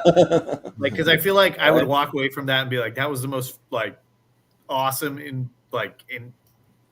infatuating dinner I've ever had in my entire life. Yeah. I know. Benedict Cumberbatch is the ugliest man that I have a man crush on. Yep. Okay, so seeing as I have to develop some cast members here and or draft some cast members here, and I need some utility players. I don't think there has ever been a more utility player on SNL than Rachel Dratch. Jordan She already got picked. That's bullshit. I've already picked him. Yep. Sorry.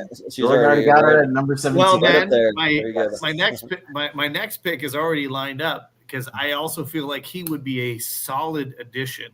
While he wasn't long on the show, I also feel like, given my cast members, Damon Wayans would be an amazing addition to Team Haas. Yeah. Damon Wayans. Because the impressions that will come from Team Haas, he can add a lot of gravitas to it. Oh, yeah. Come on down. Surprised you went this late, my friend. Mm-hmm. Damon Wayans. Son of a bitch for taking Rachel Dratch. Yeah. I love me some Rachel Dratch. All right. You had to get some Debbie Downer on my side, so yeah. She's so good at that. Yeah. All right, then you got two more slots. You got a 1-on-1. You can do a host or cast, or whichever one. I think I'm gonna finish up my cast here, and I'm between two. But you know what? I'm gonna go with, I think, the most famous person from my hometown. And she didn't last long, but Jenny Slate. Jenny Slate is from Milton, Massachusetts. Good choice. And here's the thing. Was she great on the show? She was okay, but she didn't last long because it wasn't quite clicking for her. I think if you take her now and put her in, she would be phenomenal. She's right there. I can see her. On the left. She's next to Moose. Oh, yeah. Under J for J. Yeah, look at that. There you go. Okay. Like, she has popped so much since leaving the show. I think it was just a case of she didn't have the confidence to really make an impact while she was there with all these other stars and everything. So she didn't make a big impact when she was on the show then, but I think you put her in at any time right now and she would be a star. She would be a runaway star, like Kate McKinnon style. For sure. Yeah. If there was a level of forgiveness on SNL, for sure. I mean, look at what she did on Parks and Rec with Mona Lisa Stafford. Yeah. I do that every day. Yeah. No, she's very funny. Great pick. And Jenny Slate does a lot of really good voiceover work too. She's fantastic voiceover work. Yeah. So yeah, she's solid. I just watched Zootopia recently. Yeah. All right. So I've got one more cast and one more host for my final two. All right. What's it gonna be? All right.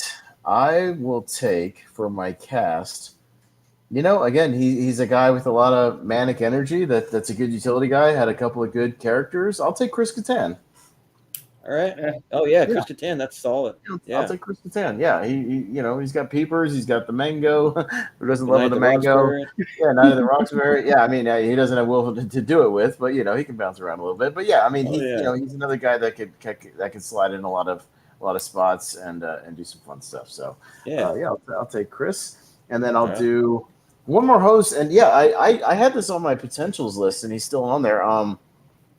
He's hosted I don't know 2 or 3 times, but he's really damn funny, and I love him on It's Always Sunny in Philadelphia. I'm gonna go with Charlie Day.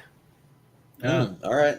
Because every time he's hosted, every one of his sketches has been a banger too. He has slid right in like he's a natural sketch guy. He does great characters. He did this thing. Do you guys remember that recurring sketch they did of the catchphrase comedy people, like the stand-up? like the catchphrase, and it was making fun of all those character comics from like the 80s. And it was like Kenan Thompson making fun of the hamburger guy doing beef jelly, and what's his name? Yeah, Shucky Ducky Quack Quack, like all those guys. Oh and yeah, Charlie Day did one where his thing was jackknife, so he would do a joke and he'd go jackknife, like it was good stuff. He did a thing where they were in the Seinfeld apartment. He was playing a detective that just didn't like catch all the stuff that was right there around them. He was really, really funny on the show, and so I'm gonna go. I'll go Charlie Day for my final host. See, I dig Charlie Day on SNL. I hate Charlie Day and everything else. I think he's damn funny. I love him on It's Always Good Sunny. and Always Sunny, but yeah, like some of the other stuff. I actively want to like Charlie Day. He just screams too much. Like on SNL, they tone him down. Like Lauren Michaels gets like, why? Yeah, they're like, you're gonna blow out the mic. You can't do that. Yeah. He's like, stop it, Charlie. This is where you need to be. Every other director's like, just scream as loud as you can, as often as you can, as high pitch as you can, Charlie. I do a 3-second Charlie Day impression.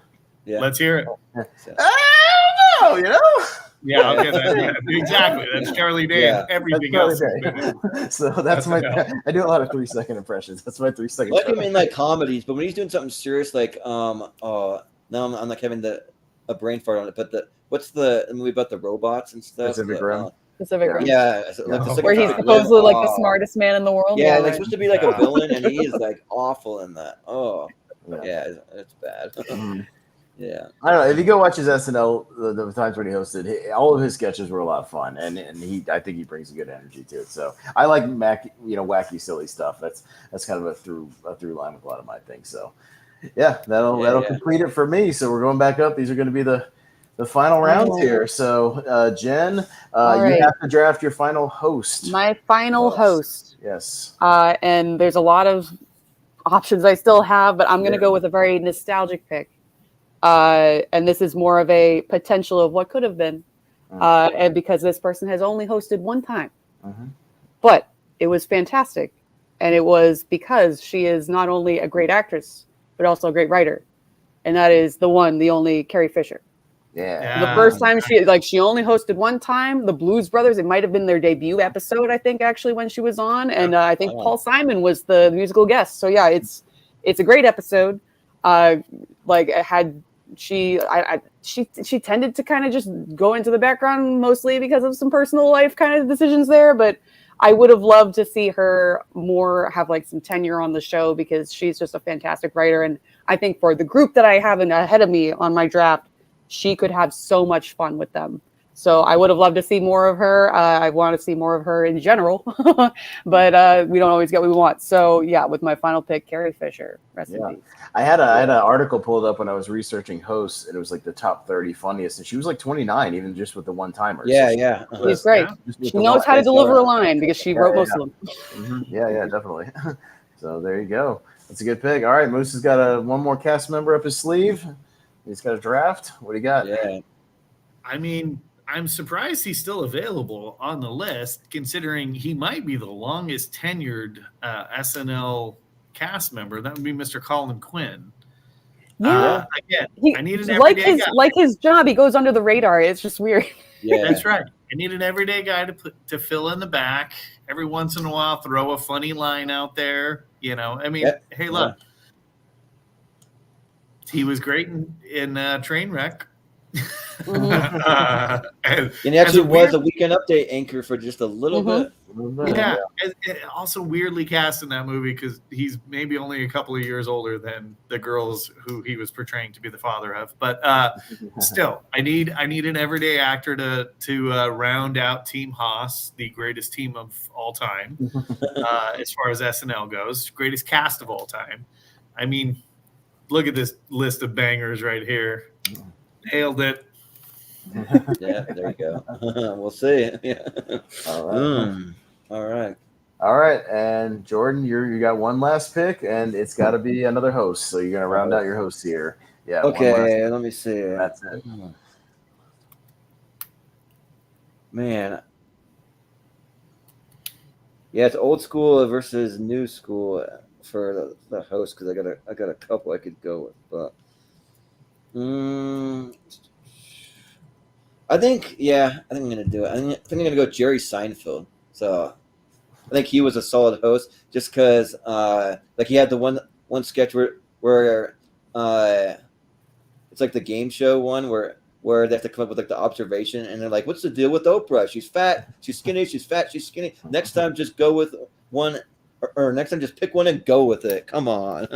and like I thought that he vibed really well. He was able to do some stand up for his intro stuff, and he's a New York guy, so yeah, I'll go with Jordan. Before you lock in that decision, let me offer you the most amazing host, Mr. One, Steven Seagal. Yeah. Steven Seagal, the one that got banned from SNL. Yeah, Just saying. Yeah. Let's get him and Sinead O'Connor in a row. Yeah, there you go. Right. Yeah. Ashley Simpson will be the musical guest. Yeah. They're very mad in the chat, by the way, that nobody took Affleck as a host. So, yeah. Well, like I was gonna go with. Yeah. Like he won J-Lo. He's fine. He's doing fine. Yeah, he's doing all right. Exactly. He doesn't need SNL right now. He's Batman. Was that the last pick of the night? Because there's one I was gonna go with. That's it. That was your last one. Well, I was gonna go with maybe George Carlin, the first SNL host to ever be. That's a good call. Sure. Been interesting, but like I don't really even remember seeing that episode, so I don't know how good he was. He just seemed like a guy that would be great on it. Well, the first episode is just he does a lot of stand up on that episode, and there's not a lot of sketches. Like they were still figuring out. Like they didn't know what they wanted yet. Yeah, they didn't know what it was yet. So it's a very weird episode. Or someone could have gone with O.J. Simpson. He hosted. Yeah. Well, no, I was gonna say a couple of the hosts that got left off, at least on the list I looked at. Jonah Hill, Paul Rudd. A couple of good guys in there. I considered Paul Rudd. He's solid. Yeah. Jonah Hill is. Mm-hmm. Jonah Hill, what was the digital short he was in where he falls in love with someone's dad and goes on a date with him or something? There's that weird thing. The Jonah Hill MacGruber is the best MacGruber. Yeah, that one is solid. Yeah. All right. Well, that's going to wrap it up for the draft. Oh, well, actually, we were going to do one extra fun thing before I run it down. If anybody wanted to draft 2 or 3 musical acts to mix into your season, maybe some of your favorite bands, or we'll just throw them in for fun. Just for fun. We're not drafting them, but officially. But if you wanted to throw a few in there, or maybe some of the ones that did performances on the show that you remember. I can go first because I wrote some down if y'all want a second to think. But three of my favorites that ever went. I got some. When the first time Dwayne Johnson hosted, they actually had AC/DC on the show, and they're my favorite band of all time. So they have been a musical guest. It was during their Stiff Upper Lip tour, so that's fun. The Killers had a killer performance when they did Spaceman and Human. Both on the show. I kept that episode. I had a TiVo for a long time. Everybody remembers TiVo, the proto DVR. I kept that episode on there forever because I just kept going back and watching the performances. They were great. And I'll go with the rap group that got banned from SNL. I'll go Cypress Hill. They got banned for doing some obscene things on the show, and I love Cypress Hill, so I would work them in. Some musical guests. So yeah. Well.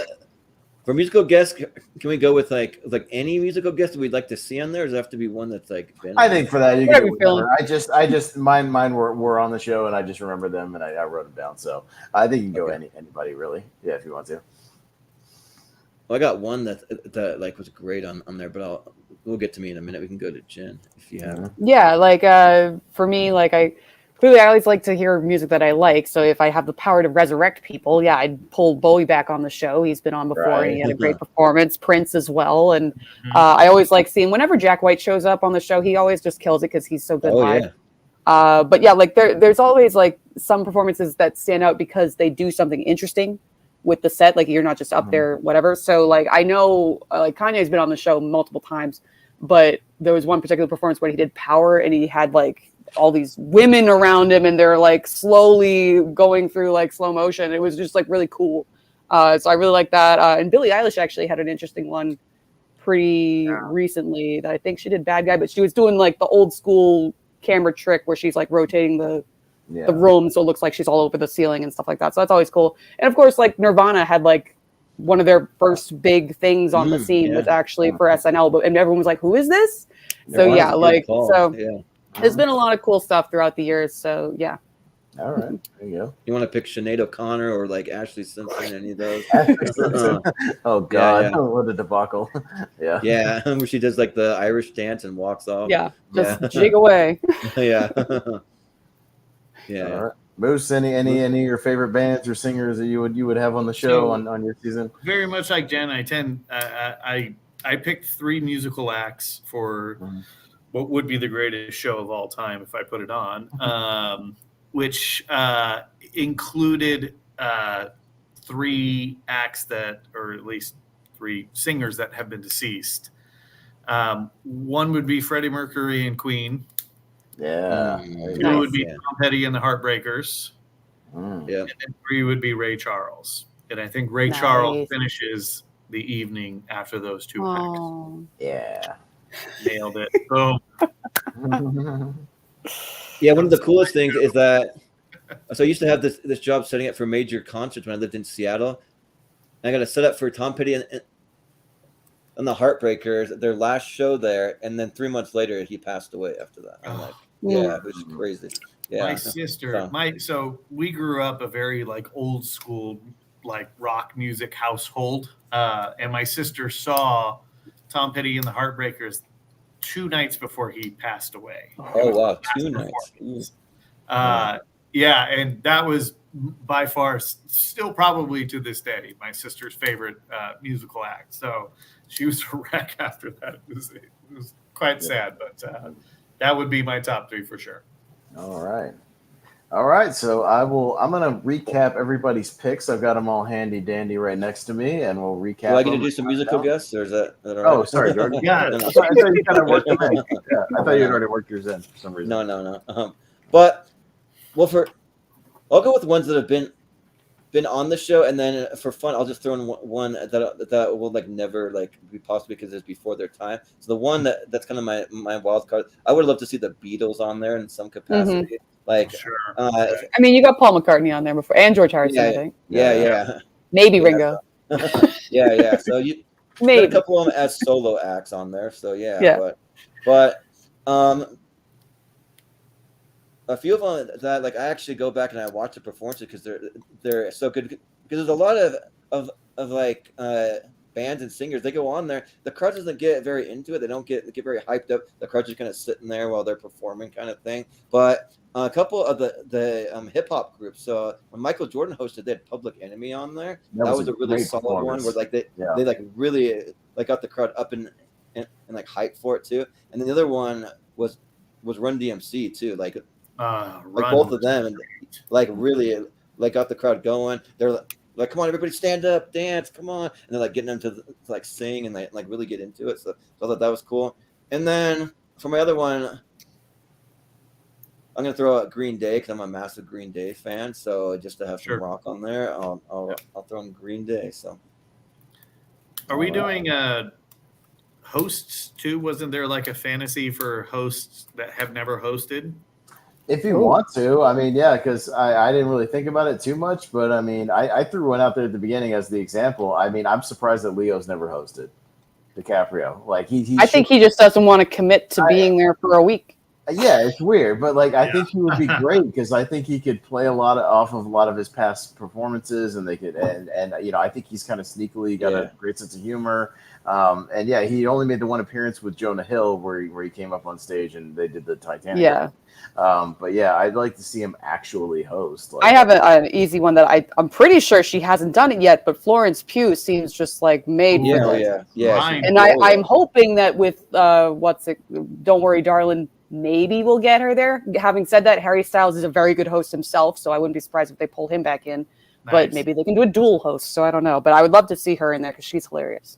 So my 3 dream casts, like fantasy hosts, one would be in the era of Daryl Hammond. If we could get Sean Connery resurrected to come on and be Sean Celebrity Connery Jeopardy to Sean Connery. Yeah, Celebrity Jeopardy. That would have been solid. Because I'd like to see somebody classy host, like super classy. Let's get Dame Judi Dench on Saturday Night And surprisingly, when I Googled this earlier today, I could not believe this. Harrison Ford has never hosted. Never hosted. Oh, he would not, he would just not care. Yeah. That's the thing. Okay. So I agree. So I agree with that for the most part. But then he did this shtick for David Letterman years ago when he was promoting Indiana Jones 4, where he did this like around the like he did a 50-state tour, and every night he filmed this like weird like little like 30-second like, oh, I'm in Utah right now. And while he didn't commit, it was still funny. So I would still like to see it. Like if someone on that cast could just draw. They'd have to like give him a lot of money, I think, to get him. Yeah, draw a good indie in that. But those would be my three fantasy. Like, I'm really surprised Will Smith never hosted. yeah, Probably won't happen now. And well, I mean, it won't happen now, but I mean, I'm surprised even during its heyday and like Fresh Prince. I mean, it was NBC. Like, how did they not get Will Smith to get on there and host? That was very strange. I guess he's just working too hard and he can't fit in the schedule, honestly. Brad Pitt's made cameos, never hosted. That's true. I think he's got a great sense of humor. He could be a lot of fun. Mark Wahlberg. I'm kind of surprised they didn't try to get him in for Bullet Train. So yeah. Wahlberg's never hosted. He only made the cameos. I think Wahlberg would be a lot of fun too. I think he's done a lot of comedies. I mean, I think he'd be pretty natural at it. Yeah. So, and goofy. I feel like with Wahlberg specifically, they're worried about the censor. That's what it is. Well, and because you think about most of Wahlberg's comedies, they are R-rated. They're most likely off the cuff, ad-libbing kind of situations, and the Boston sensibility can sometimes take over. So he's a bit of a gamble in terms of if you want to have to pay the censors.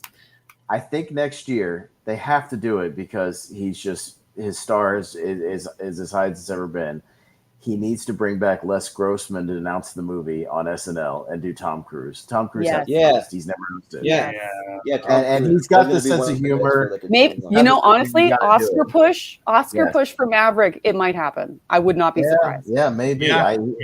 He's great. I can't believe he's never hosted. He's one of the biggest stars on the planet. You got to get him on there. He's got the humor. He could bring it. He's got the energy. I think he's at that point in his life where he doesn't mind making fun of himself a little bit, throwing him out there. I think it's there. Oh, I like Jonathan Bex. I like Chris Evans and or Nick Offerman. Ooh, both of those are excellent. Yeah. Oh yeah, Nick Offerman. Yeah, but Tom Cruise. If Nick Offerman and Megan Mullally could do it together, that'd be excellent. Yeah. Oh yeah. Yes. Yeah. They could be the first couple to host. Oh, I love that so much. Damn it. Let's make that happen. Jordan, you know people, right? Let's go. Yeah. Well, I mean, once they see my draft, they're going to be open to my ideas. They're like, clearly. Look at that. Yeah, clearly. Come on. I was going to say, Tom Cruise did the thing for the MTV Movie Awards where he came back with Ben Stiller and they're making fun of Mission Impossible 2 and like how bad it was and all that. Hey, come on. So, yeah. We all love him. Keanu Reeves has never hosted SNL. Really? How have we not had Keanu? No. He's never done it? Never. Even back in the day. He should really do it. Keanu needs to do it. Come on, everybody loves Keanu. Yeah. For John. The next John Wick movie, get him on there. Come on. Keanu. Well, a couple of mine that I had on here that like they could have gotten Michael J. Fox back in the day. That would have been awesome to see him. Did he host one? Yeah. Oh. Well, he was in the chat. We've never seen the episode then. Yeah, I'll have to go back and watch it. It must have been spoiler, it wasn't a very good episode. Really? Oh, no. He's done a lot of comedy for like the one thing I remember about it, and it wasn't very funny, is like Kevin Nealon did his little elevator guy bit where he's in the elevator, seems like forever, and he's just bothering him, and he keeps going, got to go back in time. Oh, really? In time. But it's not a very good episode though. It wasn't very good. Dang. No. There's a couple other ones like I'd like to see Julia Roberts host. I think that'd be cool. Has she never done it? Nope. No, she never has. She was like 90s sweetheart. I'm surprised. Yeah. Wow. That's shocking. I guess she probably doesn't feel strong enough in terms of comedy, even though she's done many romantic comedies, I guess. It might be like a danger zone kind of thing in terms of her agent, I guess. Yeah. But now she could easily do it. So yeah. Yeah. And one of the ones I'd like to see come back because he did it as a kid, but I think now he has so much FU money, he could just do whatever he wants. Macaulay Culkin needs to come back as an adult and actually host it. Because they had Kieran Culkin, like he did it. So, I mean, they gotta have Macaulay Culkin. I loved his monologue showing that he was there. Yeah. Yeah, so there's that. And then I was going to throw out a couple of Breaking Bad guys. Giancarlo Esposito, I think, would Yeah. be great. I think he'll have See plenty him. of opportunities. He's a busy man, so I wouldn't be surprised. Give me Yeah, him and all then- day. And also Aaron Paul, I got to throw some love to my Idaho boy because Mhm. he went to my rival high school growing up. So yeah. And Denzel never hosted either. You need to get Yeah, there's Denzel. another What? one. Yeah. Man. Yeah, so Yeah, there's some Wow, big stars out there that have never popped up on SNL. Yeah, over the Yeah. years. So yeah, get them on there before it's too late. yeah, but yeah, I don't know if Sure, we want bring to. back Daniel Day-Lewis out of retirement for one last ride. Come on. Yeah. Jeez. Well, Austin, I don't know if you think it'd be too much to run them all down. No, I'll run them all down because I got them written here. I got the host written down too, so I can run everybody down real quick. So I'll start with myself. I'll work our way up. Yeah, here. Actually, I'll end with Moose since he believes he has the best one. Yeah. I was going to say, I mean, Getting a little you and cocky Jordan there. had the weakest draft. It's Oh, a tight right, race right. between Clearly. The people will decide. Yeah, Yeah, it's a But tight race between Jen and I. With But Chris yeah, Farley, the funniest human to ever. yeah, live. come on. I didn't pick Ben Stiller on my list. Jordan did. Ben Stiller's I'm just great. kidding. Come on. Hey, whatever. I got the weekend update. Everybody's going to tune into. No, they're not. I got the two greatest female performers on Saturday Night Live. Boom. I'm so mad I didn't get Amy. All right, Welcome to the so norm. I drafted Eddie Murphy, Mike Myers, Daryl Hammond, Sherry O'Terry, Andy Samberg, Tracy Morgan, Jan Hooks, Bobby Moynihan, Kevin Nealon, Leslie Jones, Vanessa Bayer, Taryn Killen, Jay Farrow, Chris Kattan, and Norm MacDonald holding down my weekend update anchor position. And my hosts, Tom Hanks, Christopher Walken, Conan O'Brien, Robin Williams, and Charlie Day. Oh, and Yeah. before we get Charlie Day will do you in. yeah. Oh, please. He's But funny. before we go too far, Oh, is it possible to swap out one of my hosts, or is it locked in? Because we haven't really gone through the final thing. I got another guy that I kind of want to switch. I think considering your host went last, I think you can swap it because it's nobody that we would have picked. Yeah.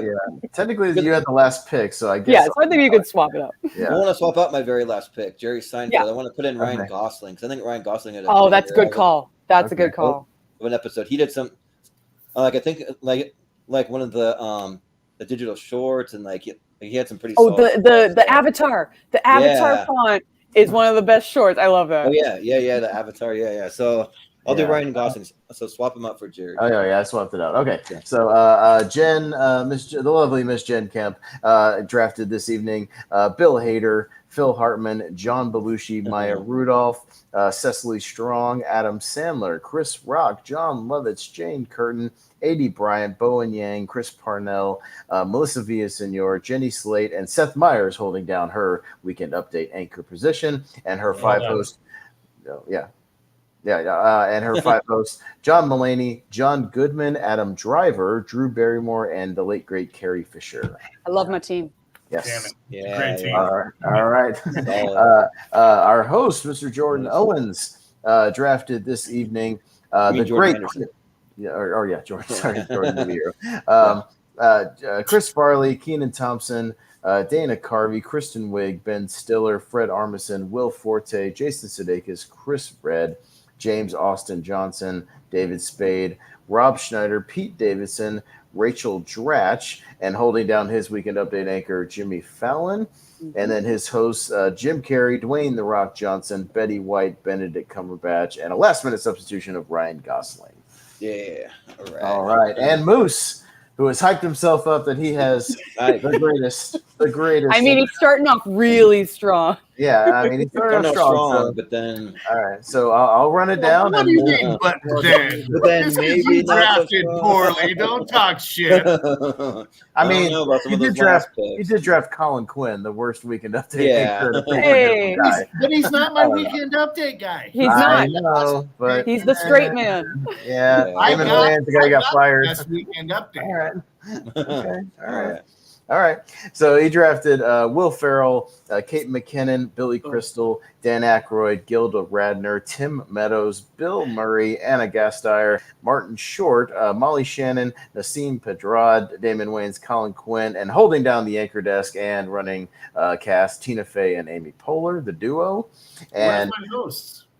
Was that? I'm getting your host. I left him last. Yeah. Drink your wine. Drink your wine. Drink your wine. That's what I've been doing all the time. Yes, for dramatic effect. Your rotation of hosts for your season: Steve Martin, Melissa McCarthy, Justin Timberlake, John Hamm, and Peyton Manning. Those are really good hosts. All of those were on my list. Yeah. Yeah, you got some good hosts. I'll give you that. Yeah. Oh. Yeah. I knew I should have gone for Peyton. I saw that coming. I had to take him before anyone else did. If there was one athlete I was going to draft, that was going to be it. Well, and mine, I got Walken Hanks and Robin Williams. Come on now, that's a powerhouse trio right there. Hey, even a blind squirrel finds a nut in the forest. It's okay. Well, I waited on my host just because I wanted to go stronger on the cast, pull from the pool of the cast members before they were gone. So all right, that's where the strategy comes in. Mm-hmm. Yep. All right. Well, I think that'll wrap it up. That was a lot of fun. Thanks for joining us. That was a fun time. So I think what I'll do is it'll be a long actual post because I'll have to type in everything. Do a little lineup. Do a big lineup, but then I'll drop it. Well, you could do like images. You could like put them all together and like the 4 images of the 4 teams. Yeah, well, I've got all the images if you want to. So, but no, I'm not going to do that in the actual thing. I'm going to list just everybody's things, and then at the bottom of the actual poll, just say who had the best draft. Yeah. Jen. You got to do in order of the picks so they understand what happened. Right. Yeah. Right. Yeah. In order of the picks. Yeah. Yeah. No, I'll put in parentheses host, weekend update, whatever, et cetera, et cetera. So, yeah, definitely. We'll run it down. Yeah, we'll let you know, Moose, how it fares since you won't be on Facebook. We'll let you know. But he's just going to assume the best and leave it at that.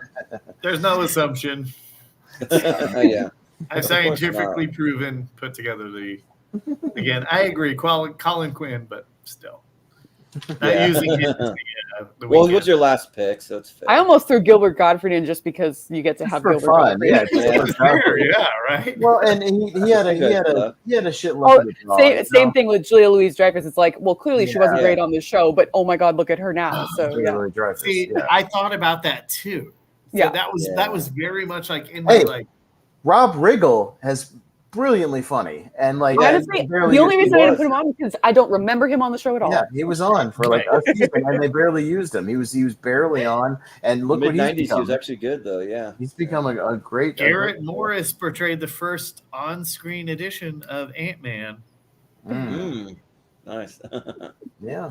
Hey, people rag on him, but Piscopo was solid in his day too. Pretty damn. Him and Eddie Murphy kind of anchored that show for a while. So I mean, also like look at Piscopo. He looks like he's aged quite well. He has. He stays jacked. I got pictures of him. That guy. I wouldn't age that well. Yeah. I'm definitely not.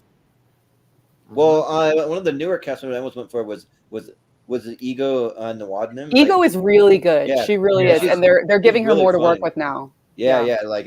Like she brings that like sassiness and stuff. Yeah, she's good.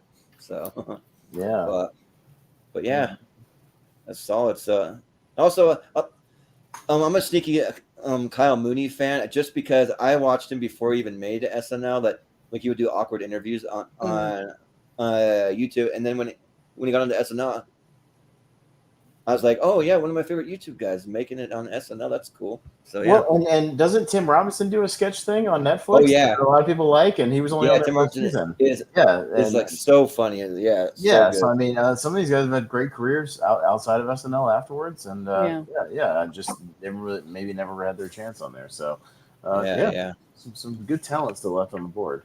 Yeah. Well, yeah, I think that'll. Somebody could have drafted the father-daughter duo of Chris Elliott and Abby Elliott. Yeah. Right? Yeah. And I will say Alex Moffat's Trump impression is so good. Oh, yeah. When I get so excited whenever they pull them out. So, yeah. Well, I'm surprised no one went for Colin Jost and Michael Shea. I mean, they're pretty solid. So. I do enjoy them, but it just does feel like a watered-down version of what you've seen before. Yeah. It feels, it's not the same, but their best thing is the Christmas presents where they just write the jokes for each other just to like completely bury the other. Or they do like the racial jokes and stuff where like Colin will have to do like the black jokes that Michael Shea writes, and anytime they can mention Scarlett, yeah. Also separately, they both do like like really funny stand up on their own. If you go watch their stand up individually, it's good stuff. Yeah, Michael Che stand up's really good. Yeah. But yeah, I think that'll do it. I'll close it out here. So yeah, that was fun. So we'll have to think of the next draft when I do. I know I'm doing an NBA one, and then I know Austin has been kind of talking about that like Hollywood draft or something like that. You were talking about. We want to do like a Hollywood draft where you draft like people from different genres, like directors and actors and make a project and composers. It's like you're a producer. Well, if you're the producer, make your own studio. Yeah, your own. No, that's the idea. It's like you have your own studio, like that. and you want to draft like your A-list stars, your character actors, your comedians. I swear I've done this in a group chat before, but it just became like celebrity crushes really fast. Right. Okay, it's simple. My first round pick is William H. Macy. I mean, that dude's a character actor, and no matter what you fucking decide to put forward. But yeah, we want to like structure it to where it's like you want to make people pull like primary like horror directors, sci-fi people, dramatic or action. Like Gary Oldman, he fits in like any. Yeah, like almost like break it up into like things and certain amount of character actors, certain amount of this, that, and the other. I don't know. I'm still working on it, but yeah, it's almost like you're starting up a studio and you need your players for it to start making movies, and you draft like a little bit of this, a little bit of that. I'm working on it, but I'm trying to figure it out. So, and I also figure, you know what we could also do? We all own a comedy club. And we got to draft stand-up comedians. Yeah. Because if you can draft from any period at any given time, there's plenty. So I think the next one might be maybe we come back on and draft stand-up comics. And like draft your own lineup of your comedy club. Maybe the same thing, maybe 15 to 20 or something comedians. If you're putting on a comedy festival, and you're putting on a festival. Who do you want? Yeah. That could be interesting. So I think that might be the next one because you got to think of things that have a wide pool of options because SNL had that. But yeah, there's certain things that don't have enough to pick from. But yeah, it's got to be some kind of sport or entertainment thing that has plenty to pick from. The stand-up comedian one is one I'm thinking about. I think that'd be fun. Or even Brian Nussbaum, he had one that was like a Disney draft or I'll something. do that animation. all day, every day. Yeah. Oh. Yeah, that'd be fun. I just did a full Disney rewatch. Oh, Let's go. Oh, nice. The full animated canon. Yeah, really? I'm ready. It's loaded. Yeah. So that might be one that we can think about too. So we got some ideas kind of floating around. So yeah. But yeah, I think that'll do it. So that was a lot of fun, guys. Thanks again for coming on. So we'll just do some plugs if you want to tell us where we can find you. So we'll start with Austin since you're down in that corner. Oh, okay. It's mostly around here, obviously. Co-hosting with Jordan plenty of times. I'm a jack of all trades when it comes to just about anything we can talk about. I'll be on Malcolm Lay. He's been watching, so I'll plug his Rankum. I'll be on talking Idris Elba movies on Rankum on Saturday nights since we got Beast coming out, so he likes to tie in with things coming out. And myself and Jacob Barber will be bringing back a podcast about movies next week, but we'll be doing a musicals episode, which is not my strong suit, but I'm watching stuff. And it's his. And ironically enough, I picked my list of stuff that I listed on the last show. And the day after, I already said I was going to watch Xanadu, and then Olivia Newton-John passed away. So I'll be kind of your fault. Tribute. But we'll pay tribute to Olivia because I did watch Xanadu for the first time. I had the Blu-ray, and oddly enough, I had Grease 2 on my list. I know she's not in Grease 2, but weird coincidences. So that happened. But we'll be doing a musicals episode next week. So yeah, there we go. Cool. That sounds good. And Jen, where can we find you? You can find me, Jen Kemp, at JK Mean Queen on Twitter and Letterboxd, even though I never use it anymore.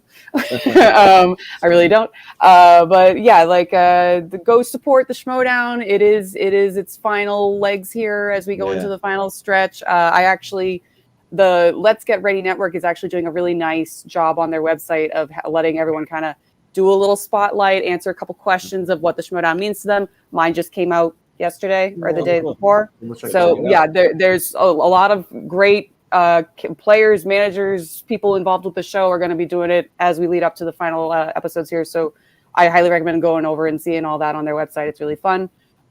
Meanwhile, what else have I done lately? Nothing. I do nothing. About a month ago, I did a really cool thing over on High Voltage Media where I got to talk about my favorite movie of all time, which is Jaws, along with Andres Gallego, which is in the chat right now. So yeah, like it's a fantastic movie, and we went full nerd about it, and it's really fun. So go over High Voltage Media on Jordan thinks Jaws is just okay. How dare, and this is why I will never do a tournament fight. It's in my top 10 of all time. Okay. So, yeah, it's in my top 10 of all time. Yeah, well, Jordan thinks it's just okay. What's good? I just don't find it a masterpiece. That's just me. But how dare you? But speaking of Andres too, he's in he's over there in a kung fu action hero draft. Maybe that could be one. So Shang-Chi nailed it, number one. I mean, if I don't get Jackie Chan, I'll just leave. Yeah. Or Bruce Lee. Come on. But, but Moose, where can we find you? I will be drunk uncling it in his hotel room. Jen, this is for everyone. I don't know if you've looked this up, but there's a online site that you can buy. Like they do artist depictions of different movies. It's called Sam Grain's Studio. Look it up because they have an awesome Jaws like artist illustration of it. It's amazing. Is it a poster of like the final scenes with Brody on the boat? The little boat. I have that, and it's beautiful. It's the little boat versus the big shark coming up. Oh, it's so good. I just bought. This is the Ghostbusters one I just bought. It's so freaking good. Ooh, nice. And it's all artist rendition. It's fantastic. Cool. So I highly recommend you go there. Also agreed with Jen. The Let's Get Ready Network's been putting out some good stuff. That's it right there. Look at that. I mean, literally, my lock screen, if you can see it, is. Oh, there you go. Nice. Oh, that Jurassic Park one is hot. I love that one. Look at the Jurassic Park one. Oh, that's nice. T-Rex coming out. Ooh, that's hot. We got an Office one. We did the Office Prison Mike one. I see that. I see that. Ghostbusters one. And then we did the Guardians of the Galaxy Volume 1. Also, check out that one. They're all standing on the Volume 1 cassette tape. Oh, it's freaking sweet. Jordan, they have a Into the Spider-Verse Miles Morales. That's good.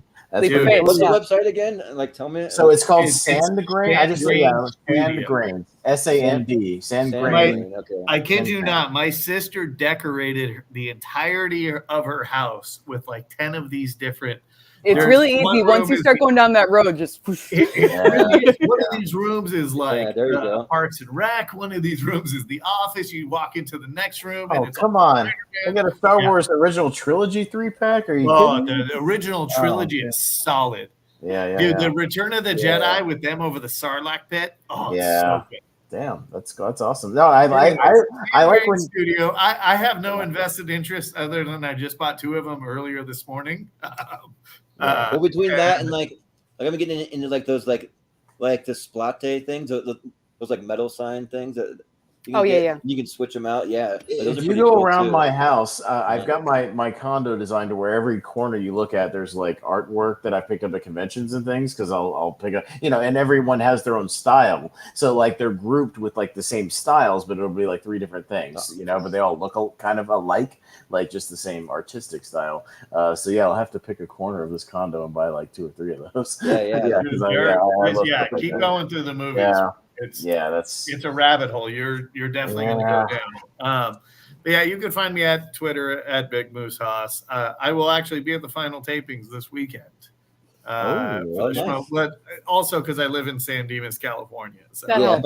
San Dimas rules. 40 minutes.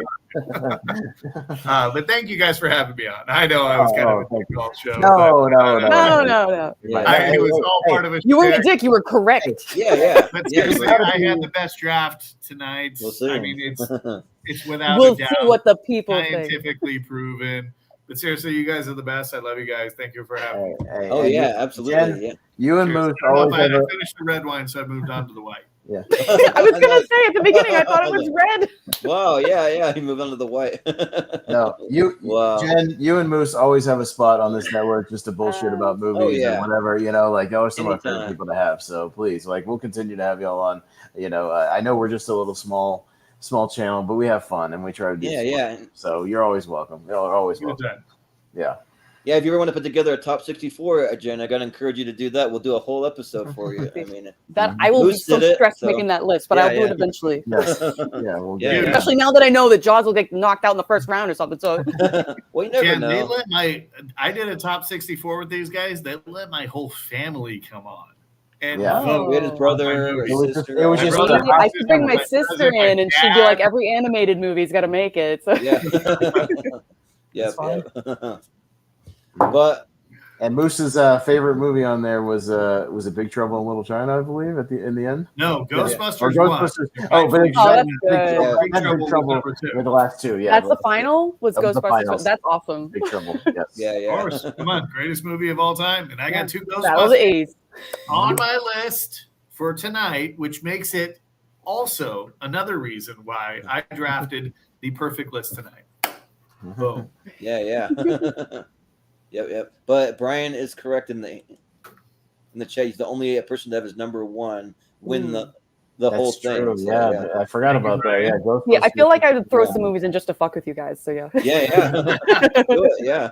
I'm like, I know they haven't seen this one. If I've got an episode coming up next week where Surf Ninjas is going to be on there, anything can happen. So Yeah, we got my top 128. So if you've done a 64, you get to do a 128 series, and we're doing my championship this Sunday. So so we'll see what makes it overall.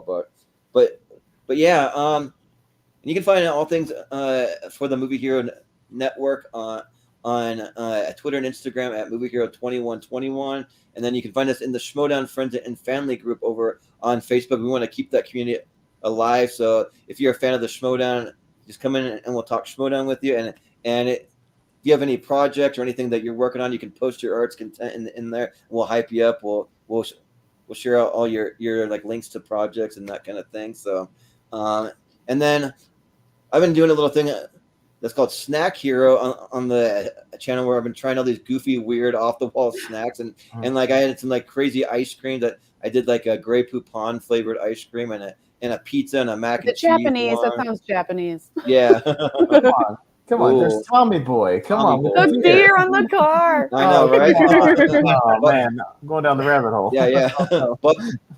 But me and Austin, we're gonna do a supersized one because I got some like really wild stuff I want to try out, and me and Austin kind of have a few similar things, so we're gonna do that tomorrow night. So we'll be trying out some snacks together, and then also we started a Patreon. So if you want to support the channel, you can go over to Patreon. We're doing some really cool giveaways of movie posters from my time working in movie theaters. They're the original one sheet ones. You can only That's get how you from get the 'em. theaters. Yeah. And then Hey, also- we're slowly getting there, but I think we just hit 150. But if we get to Nice. 200, I have an extra copy because of a shipping error. I have 2 copies of the very rare Dawn of the Dead 4K 3-disc set. Ooh. So I have a one that's still factory sealed. So giveaway. I have the actual, the one that I have for myself. Show it up for the people. Straight Yeah. Dawn of the There you Dead go. 4K. I will raise the stakes. Oh, I will man, raise the I mean, stakes, Austin. It's a 4-disc. Look at that. Come on, it's If you guys beautiful. reach 200, I Yeah. have a bottle of Statesman bourbon from the movie. Ooh. From the movie, Yeah. The Kingsman, The Golden Circle. Yeah.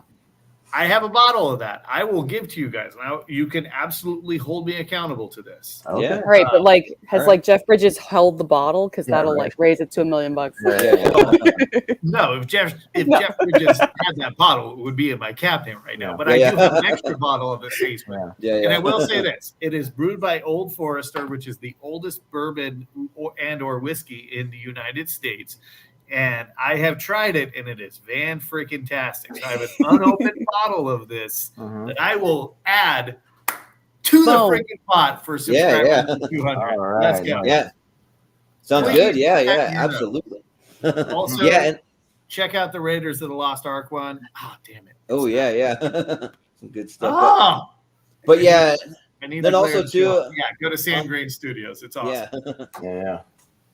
But also on the Patreon, we got some guaranteed spots on certain shows. We even have like a crazy tier where you can create your own episode. You pick the entire cast that you want to be on, like whoever you want to have on. You pick the date, you pick the topic. We'll do whatever you want. So we've got some of those things. And then let's see, a few episodes. So me and Austin, we brought back our podcast league now. We're gonna give Austin a break this week because he's been doing shows every single night. Every single night. Yeah, so and We including gotta bleed for this network. yeah, Oh, yeah, boy, do I put exactly. in work, man. Yeah, so I we put won't in be doing work. one Friday, but we'll probably do one a week from Friday. Probably. And other people's shows. God damn it, I'm everywhere. Yeah. Yeah. But I'm getting all this 35 years of movie knowledge out of my head that I've had stored up that I've never been able to like talk to anybody about except the occasional coworkers. So yeah, I'm getting it all out of me. Yeah, but then also we have a trivia show that we do called Top 12 Frenzy, where it's all about you split up into teams and you try and guess things from top 12 lists, and we're doing an episode of that this upcoming Monday. I'm gonna host. We kind of switch off. Austin hosted last time, so I'm gonna host this time. So if you want to be a part of that, just let me know. We got some open spots for that, so you can sign up. And then a couple episodes of tournament fights and tier ranker that we have coming up. Already mentioned my top 20. Our 128 championship coming up this Sunday, and then we've been doing a thing where we're doing the top 128 movie franchises of all time. So they're franchises that have at least 3 theatrical release movies in the series. We did our part 1 yesterday, and then this upcoming Tuesday we're going to be doing part 2. So we got that coming up, and then we have Austin's favorite movies, his top 128 part 2 of his coming up. And then we're also doing best movies of 2019 because every month we've been doing a year of movies. So we're just working our way back. So we're 2019, and so we have that coming up. So yeah, that's a little preview of what we have coming up. So yeah, you can find us there. So, but I think that will do it for us tonight. So we'll put up the results from our draft in the Schmoedown Friends and Family group probably tomorrow sometime, and you can vote to see who had the better draft. So we'll. See what you guys have. Doesn't even matter. Oh, now he's Oh, it doesn't sound so confident anymore. Doesn't matter. It's okay. Hey, Everyone will mine say got it. voted as the best wrestling draft strategically when we did it on the Lonely Mark. So I'm just saying, sometimes strategy wins out. You would absolutely win that one. I have 0 input on that one. Hey, When it comes to I this, drafted as my final pick on the wrestling draft Andy Kaufman. Let me How about predict this. How this is gonna go. Yeah. Team Haas, Team Kemp. Yeah, for sure. Close. Very, very close. Very close. She's nudging right here. Okay. And then way down here, somehow you guys are just gonna finish like 7th or 8th. And there's I see only how 4 that- entries. So just saying. Right. Well, we'll see. Because people might vote because their favorite cast member is on whatever team, or they might vote for the overall. You never know. Come on. So Use your heads, people. Cohesive team. Yeah, right. Cohesive. yeah. I know we all love Chris Farley, okay? yeah, right. Chris Farley for the win. Let's go. Hey, Norm McDonald for the win.